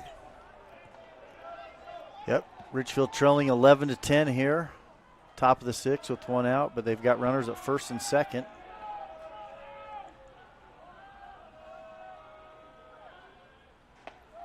Take strike two. Well, Hansen's job really just to try and get the bat on the ball, see if he can't move the runners. Yeah, you got to try to find a way to, like you said, move the runners, and you'd love to see if you can't get Wayman in. Got a big hole there on the right-hand side. And he had the pitch to do it, but he says 3 straight pitches right there in that same location. For out number 2. Had a look at my book to see where out number 1 was. That's over in that other column. So 2 outs. Runners at first and second. Slate Wrights. See if he's the rights guy to have at the plate here right now with 2 outs. Pitch from Warren. Fouled off to the right-hand side. Had a good cut of one right there in the middle portion of the strike zone. Just got under it. You mentioned Richfield hasn't had a strikeout this whole game, and then 2 here in the 6th inning. It's their big inning, but 2 big strikeouts that they truly wanted to avoid. Next pitch to Wrights. That stays upstairs. That'll even things up at 1-1. Slate Wrights, Max Albrecht, and then back to the top if we get that far. Got 2 outs. 7 runs across in the inning to make it 11-10, and tying runs out there at second base. Next pitch upstairs, ball 2. Got 2-1 count right here, Wrights. Good hitters count. Got to be looking for your pitch. 2-1 on its way. That kind of underneath the chin of Slate Wrights. Yeah, and if if it's me, you make him take a pitch right here, because if it's ball 4, now you got the go-ahead run in scoring position. And 90 feet away on a potential pass ball, just anything that would score him. Yep. Next pitch. Oh, he hits it. 1 hop at the shortstop, goes to second. Woo, almost nonchalanted it, but they force out Bridger Vincent for the 3rd out. FC that there. So what we got 7 runs on 4 hits. There were no errors in the inning, and there were 2 runners left on. After 5.5, it's 11-10. Grantsville coming to bat in the bottom of the 6th inning. We'll be back on the Mid-Utah Radio Sports Network, Centricom Team Hive, and KSL Sports. For more than 3 decades, the Intermountain Power Project has served as a model of regional energy cooperation, generating and transmitting coal-fueled electricity to a diverse group of municipal utilities and rural electric cooperatives with operations across 6 U.S. states. Now Intermountain Power is expanding its role as a regional energy hub, including utilizing renewable energy resources. Intermountain Power is proud to support and invest in our central Utah communities. Visit ipautah.com to learn more about IPP Renewed. We are all part of a team, whether you are the quiet hero or the newest recruit, the steady anchor or the moral support. Your team needs you to be at the top of your game. At Intermountain Health Sevier Valley Hospital, we want to be part of your team. Our health professionals and staff are waiting to serve you and your loved ones. Partner with us on your health and continue to be a game changer for your teammates. You're watching live high school sports action on TeamHive.live. Okay, we're back. 11-10. Richfield missed a good opportunity. Had 2 runners on with 1 out. Couldn't push that tying run across. So, leading off for Grantsville will be the number 9 hitter, Gray Warren, then back to the top. First pitch from Malik Fountain, still on. It's ball 1.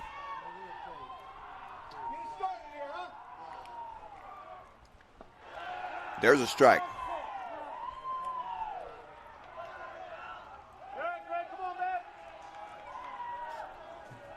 Counts 1-1. Oh, fouls that and off his foot. That's going to hurt on a day like this. 1 ball, 2 strikes. Umpire walks the ball out to Malik to give Mr. Warren an opportunity to walk that and off a little bit. 1 ball, 2 strikes. Grantsville holding on to that 1-run lead here in the bottom of the 6th. Nope. Malik cannot quite get on top of that curveball. Yeah, he wanted that curveball in there and was hoping that he could drop that one in, but leaves it up. 2 balls, 2 strikes. I got him looking. Strike number. Well, I guess that's the first strikeout I got down for Malik. Yeah, that's 3rd time for Warren, too, and that was a pretty good pitch with 2 strikes. Yep, the Grantsville faithful don't care much for it. Back to the top. Jordan Fossen. Started at the pitcher for Coach Danny Warren. Takes ball 1. Yeah, Fossen scored 3 of the 4 times, and he's been on base all 4 times. Takes the next pitch outside for, well, no, strike. Even things up 1-1. Next pitch must have stayed upstairs. Just about the time you think you got the strike zone figured out here, you find out you don't have it figured out. Next pitch. That's hit right back up the middle. That's going to find a hole out there to Garrett Wayman in center field. Yeah, and, you know, obviously you're going to give up some hits here and there, but Fountain, once again, he's done a great job of just coming in and kind of shutting this hot-hitting Grantsville team down and then letting Richfield's bats get going to get them back in this one. But Fossen just continues to get on base. That's just the 2nd hit that Malik's given up. Nope, that's in the dirt. Runner's going to head down to second base on ball 1 to Crew Warren. Well, that's big because, you know, with the 1-run lead, you got Fossen down there at second base. He's got great speed. Now a base hit gives you that 2-run cushion. Right now, Fountain would love a fly out to where he cannot go anywhere or even a ground ball, but they're going to go ahead and walk him, keep the force on, it looks like. And that's not a bad idea because, once again, you've got single, double, triple, and a walk from Crew Warren. And with first base open, not a bad move at all because Warren probably the hottest bat in the lineup. That brings up Patton Rose. He's 2 for 3 in the ball game. So from the left-hand side, everybody kind of pulls around. First pitch is upstairs. Got Hayden Hansen, well, pretty much straight away, really. Yeah. Next pitch. Downstairs, apparently ball 2. Yep.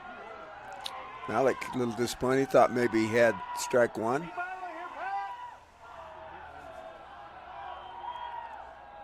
Next pitch. There you go. That's a thing dialed that one in. That's the thing, you know. He never gets rattled on the mound, right? That could have been an iffy call, but he, okay, missed it. I'll go throw another strike, and just continues to battle. But right now he's going to have to really dig deep, finds himself behind the count 3-1. Doesn't want to load the bases here. No, he got the number 4 hitter standing in the on-deck circle. There you go. That strike 2. Yeah, Wright's playing in front of the bag there. Runners at first and second. Number 4 hitters, 0 for 1 in the game. He's walked 3 times. It's ball 4. So he loads him up for the number 4 hitter. Number 4 hitter out here drawing designs in the turf dirt. Yeah. That's Peyton Cummings, big first baseman. So they're loaded. 1 out, first pitch. That's it. That's going to fall. That's going to fall. That's going to score at least 2 on the single. Uh-oh. So the single off the number 4 hitter. That scores a couple.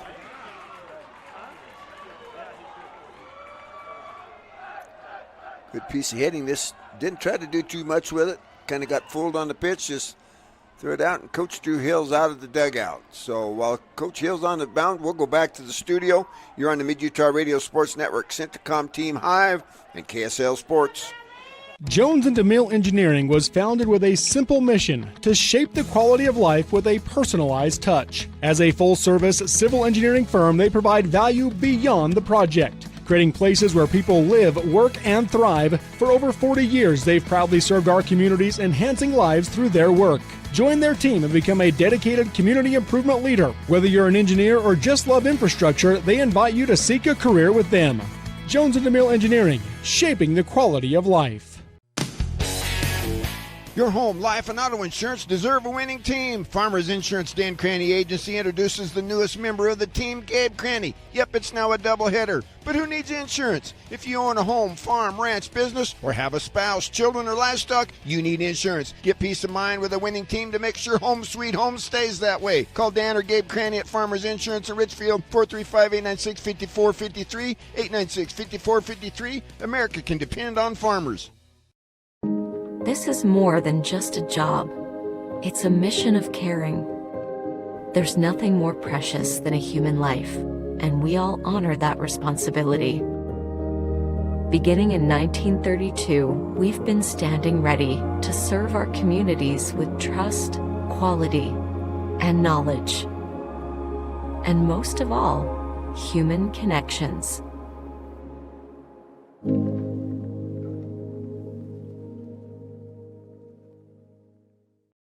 Finding that missing shin guard, remembering whether it's a home or away game, getting the right kid to the right playing field on the right day. Why are simple things sometimes so complicated? Thankfully, with auto owners, insurance doesn't have to be one of them. We work with independent agents who keep insurance simple so you can worry about more important things, like not being that fan. Oh, come on, ref! That's simple human sense. Call Corey Sorensen in Richfield or Sina Rasmussen in Salina for Sorensen Levitt Insurance. You're watching live high school sports action on TeamHive.live.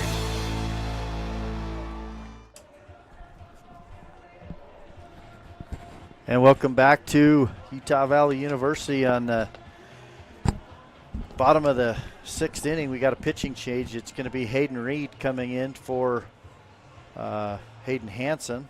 Hansen will come out of the game, and then Malik Fountain will go from pitcher back to center field, and then Garrett Wayman will go from center field back to right field. Just like they started it out. So we're back, but and let's talk a little bit about Hayden Reed. He's one of the top players for this Richfield team, especially on the mound. He's done a good job. They said he was throwing just really well in their super regional, but he gets a sprained ankle, and he's been out, hasn't played since, and so just going to go out there and gut it up right here. So that one's misses for ball 1. Cooper Castano.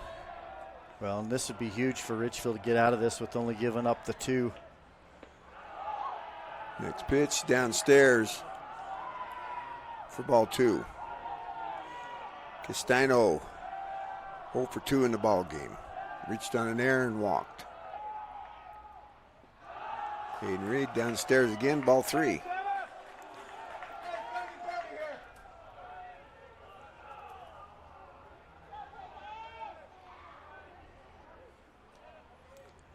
So, got 2 runs across in the inning, got 1 out.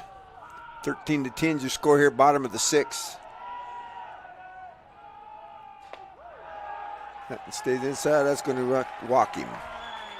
So that'll load him up again. That brings up Easton Hammond, the left fielder. Well, honestly, I think that probably helps Hayden because with the sprained ankle, hard to push off. But now he can throw out of the windup, get a little bit more momentum going home. Should help him right here. So here's the first pitch. Swing and a miss. Easton Hammond for strike 1. Yeah, and he goes to the full windup now. Yeah, really good pitch too, and he looks a little more comfortable with that bad ankle.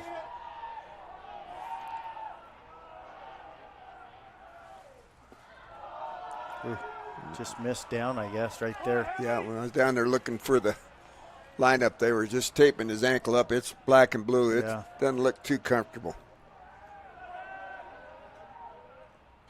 That one's lifted to the right-hand side, going to get out of play for strike 2. 1-2 right here. He's looking for a plate out with loaded bases. Corners are, well, Curtis not really in, but playing just about a step behind the bag. Right's up in front of the bag. Double play depth up the middle.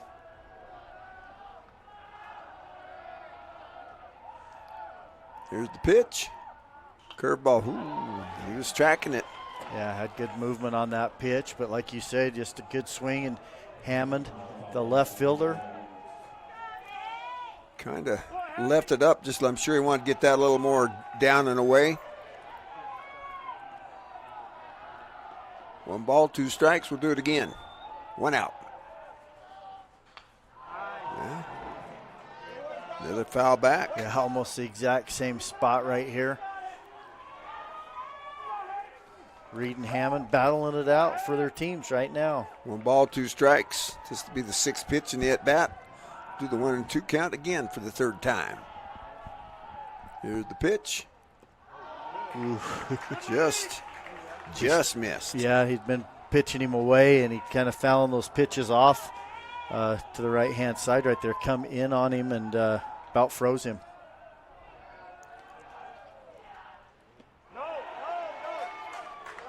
Oh, they said he didn't go. So that'll make the count full.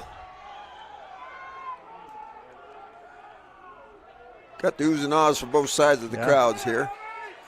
Yeah, Richfield wanted the strike 3, and Grantsville was glad for ball 3. So full count, here's the pitch. And they walks him. Walks home a run.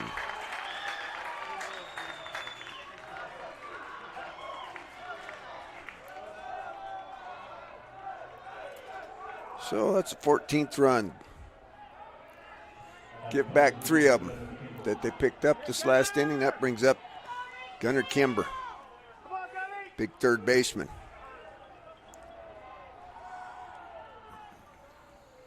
Ooh, he had a hack. Yeah, still loaded bases here with 1 out.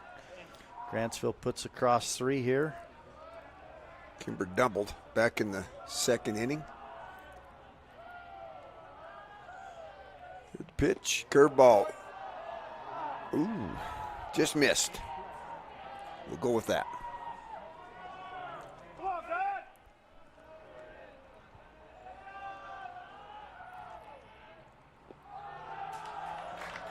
Next pitch is in the dirt, or in the turf. I guess we'll go with turf dirt. Yep. Looks like dirt. Like good old Mississippi mud to me. Yeah. Next pitch. Curveball stayed outside. Nice pitch. Yeah, he's not missing by much on any of these pitches, and just can't get a called strike. That one's in the dirt. Going to walk another one.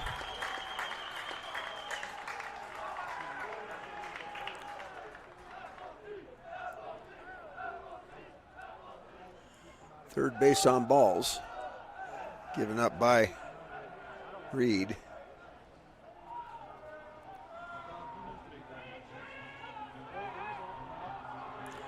Brings up the 9th hitter in the at-bat. That's Easton Webb.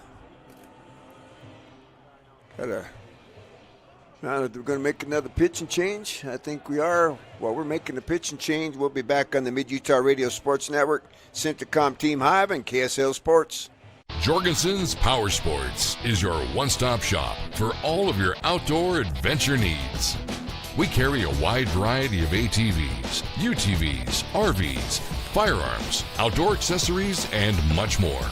Complete with both a service and warranty department. Check us out online at www.jhsport.com or give us a call at 435-896-6408. From commercial to recreational truck accessories, Mountain Land Truck Outfitters has got what you need. Flatbeds, spray and bed liners, lifts and leveling kits, wheels and tires. Mountain Land Truck Outfitters proudly uses a brand you know and trust. And with our experienced, knowledgeable, and friendly staff, your visit here will be informative and enjoyable. Stop into our convenient location in Provo at 265 South 100 West or call 801-225-4637 to get a quote for your fleet or individual truck. Mountain Land Truck Outfitters. Okay, we're back. New pitcher for the Richfield Wildcats going to be Jet Rollins. Jet's got an 0.00 ERA, just 2/3 innings of work so far this year, 2 strikeouts, no base on balls. So he's going to take over an unenviable position. Got the bases loaded and 1 out. Already been 4 runs across in the inning.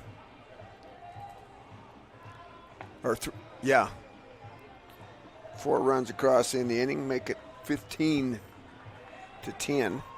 Ron, you got to give Reed some credit for saying, hey, I'm willing to go out there and give it what I got. Yep. He just did not have the ability to really push off and throw like he can, but at the same time, too, he did not miss by much on any of those pitches, just couldn't get it in there.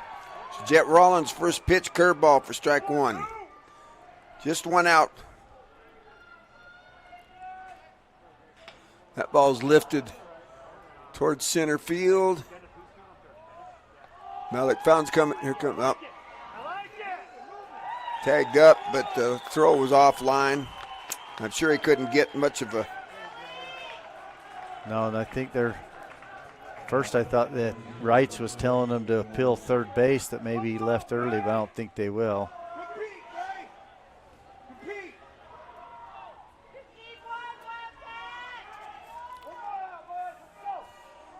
So that's the 5th run in the inning, brings the score 16-10.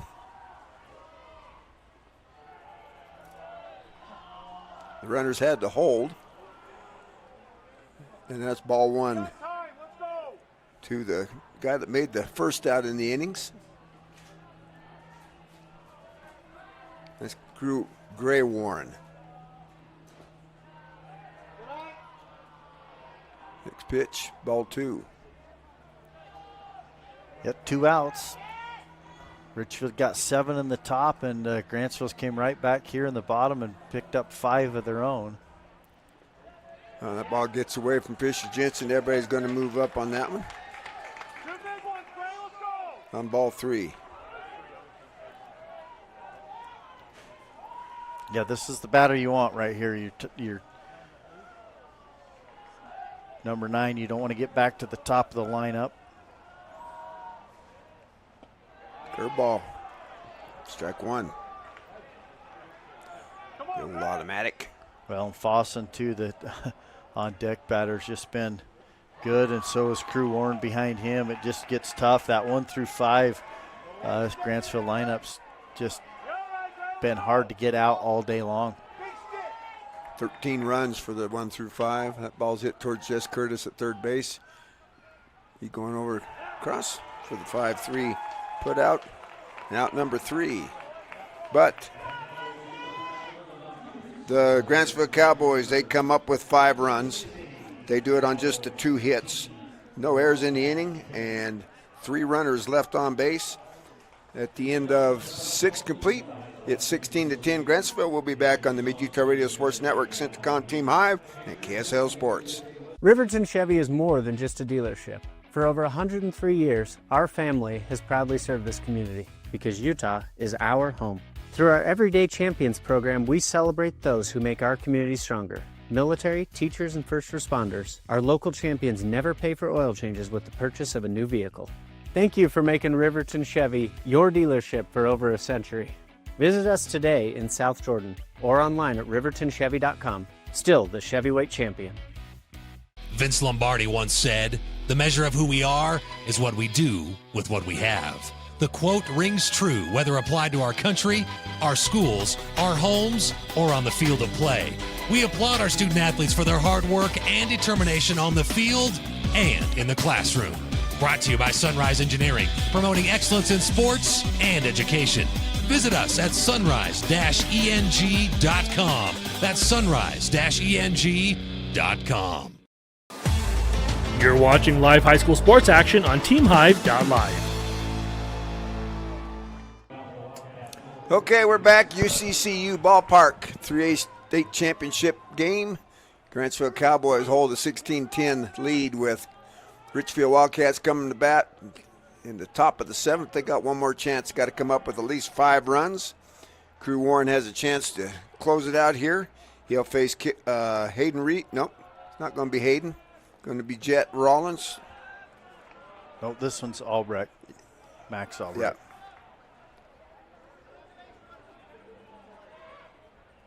Yeah, Max Albrecht.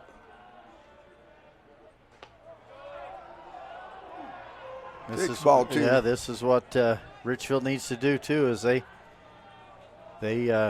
struggle to get a strike called for them, and now Grantsville trying to do the same thing. Richfield wants to see lots of pitches. Strike one. They need to see lots of pitches. This is it, obviously, with 3 outs to go. They need 6 to tie. Well, yep. Thought it was a base hit, then thought maybe it was going to hook over to him, but then it does. It gets by the diving second baseman out into right field for the base hit. Yeah, good piece of hitting. Albrecht, he's 1 for 1 now. Reached all 4 times. Scored back in the 6th with the walk. And now Malik Fountain coming to the plate here. Malik, yeah. 1 for 3 with a walk. Scored a run. Did a good job pitching when he was called on. Ooh, fouled that one off to the right-hand side. For strike 1. Top of 7 here. Richfield Wildcats need 6 runs to extend it. Another base hit right that straight ball up was the hit middle. hard too. Yep, it's just station to station, nothing too fancy right here. And they've got to string a bunch together as Fisher Jensen, who had a big hit, just got stolen basically by Castino in center field. I mean, he hit that ball hard, but Castino went back and just over the shoulder made a nice catch. And he's wanting to get another opportunity here. He did walk and scored a run his last at-bat.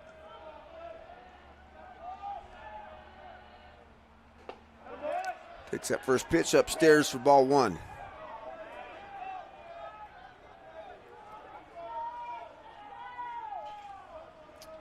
Grantsville does have 2 guys down in the bullpen, both right-handers. Ooh, nice hack there from Fisher Jensen. Just missed that. Yeah, really good swing. So the 1-1 pitch. Who fouls that off to the left-hand side over here near us? Yeah, right back on the front row. Guy behind home plate ends up with it.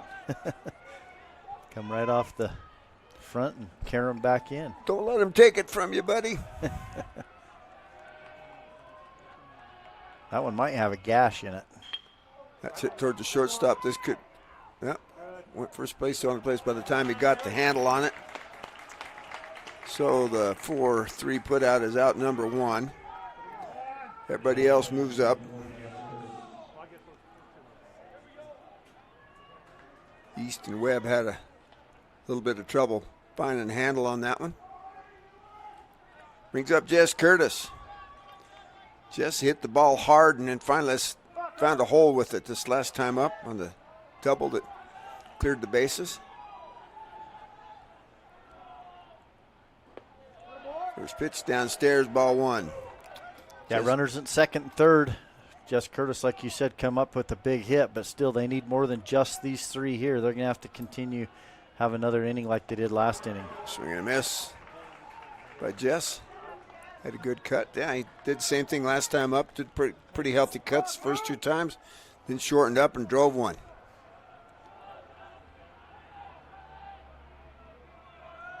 Big gap in right center field.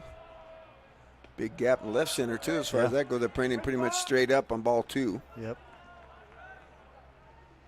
Yeah, 2-1 count.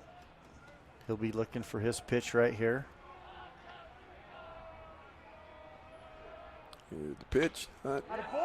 Lifted mile high to the right-hand side. First baseman going back. He got it for out number 2 on the F3. So they're down to the last out. That brings up Garrett Wayman. Garrett 2 for 4 in the ball game today. A single and a double.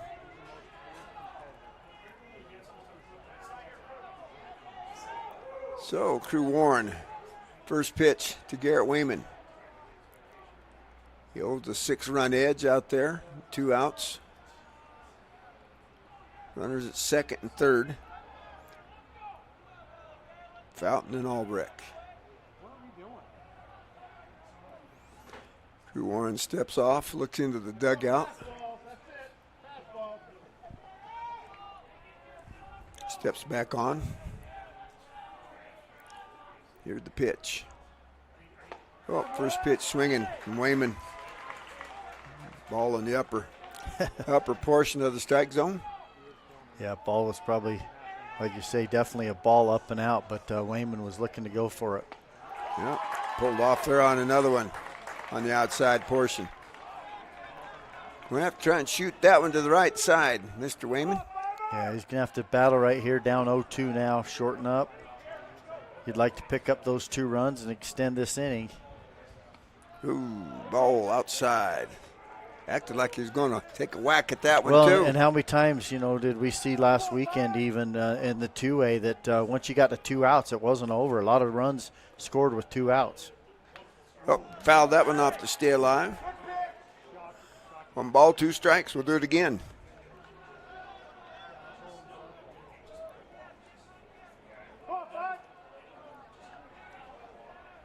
1 ball, 2 strikes, 2 outs, 2 on. Curveball. Oh, yeah, tracking it. Just fouled it off. That was a really good swing because, it had some late break to it, and it looked like it was going to be a ball, and then, okay, it might drop in there to be a strike, and you don't want to be rung up here. So, nice job of Wayman just fouling that one off. That one's hit right back at the pitcher. He goes to first base. That's going to do it on the 1-3 put out for out number 3. No runs on 2 hits, no errors, and 2 runners left on. So the final score here from UCCU Ballpark is 16-10. We'll be back on the Mid-Utah Radio Sports Network, Centricom Team Hive, and KSL Sports.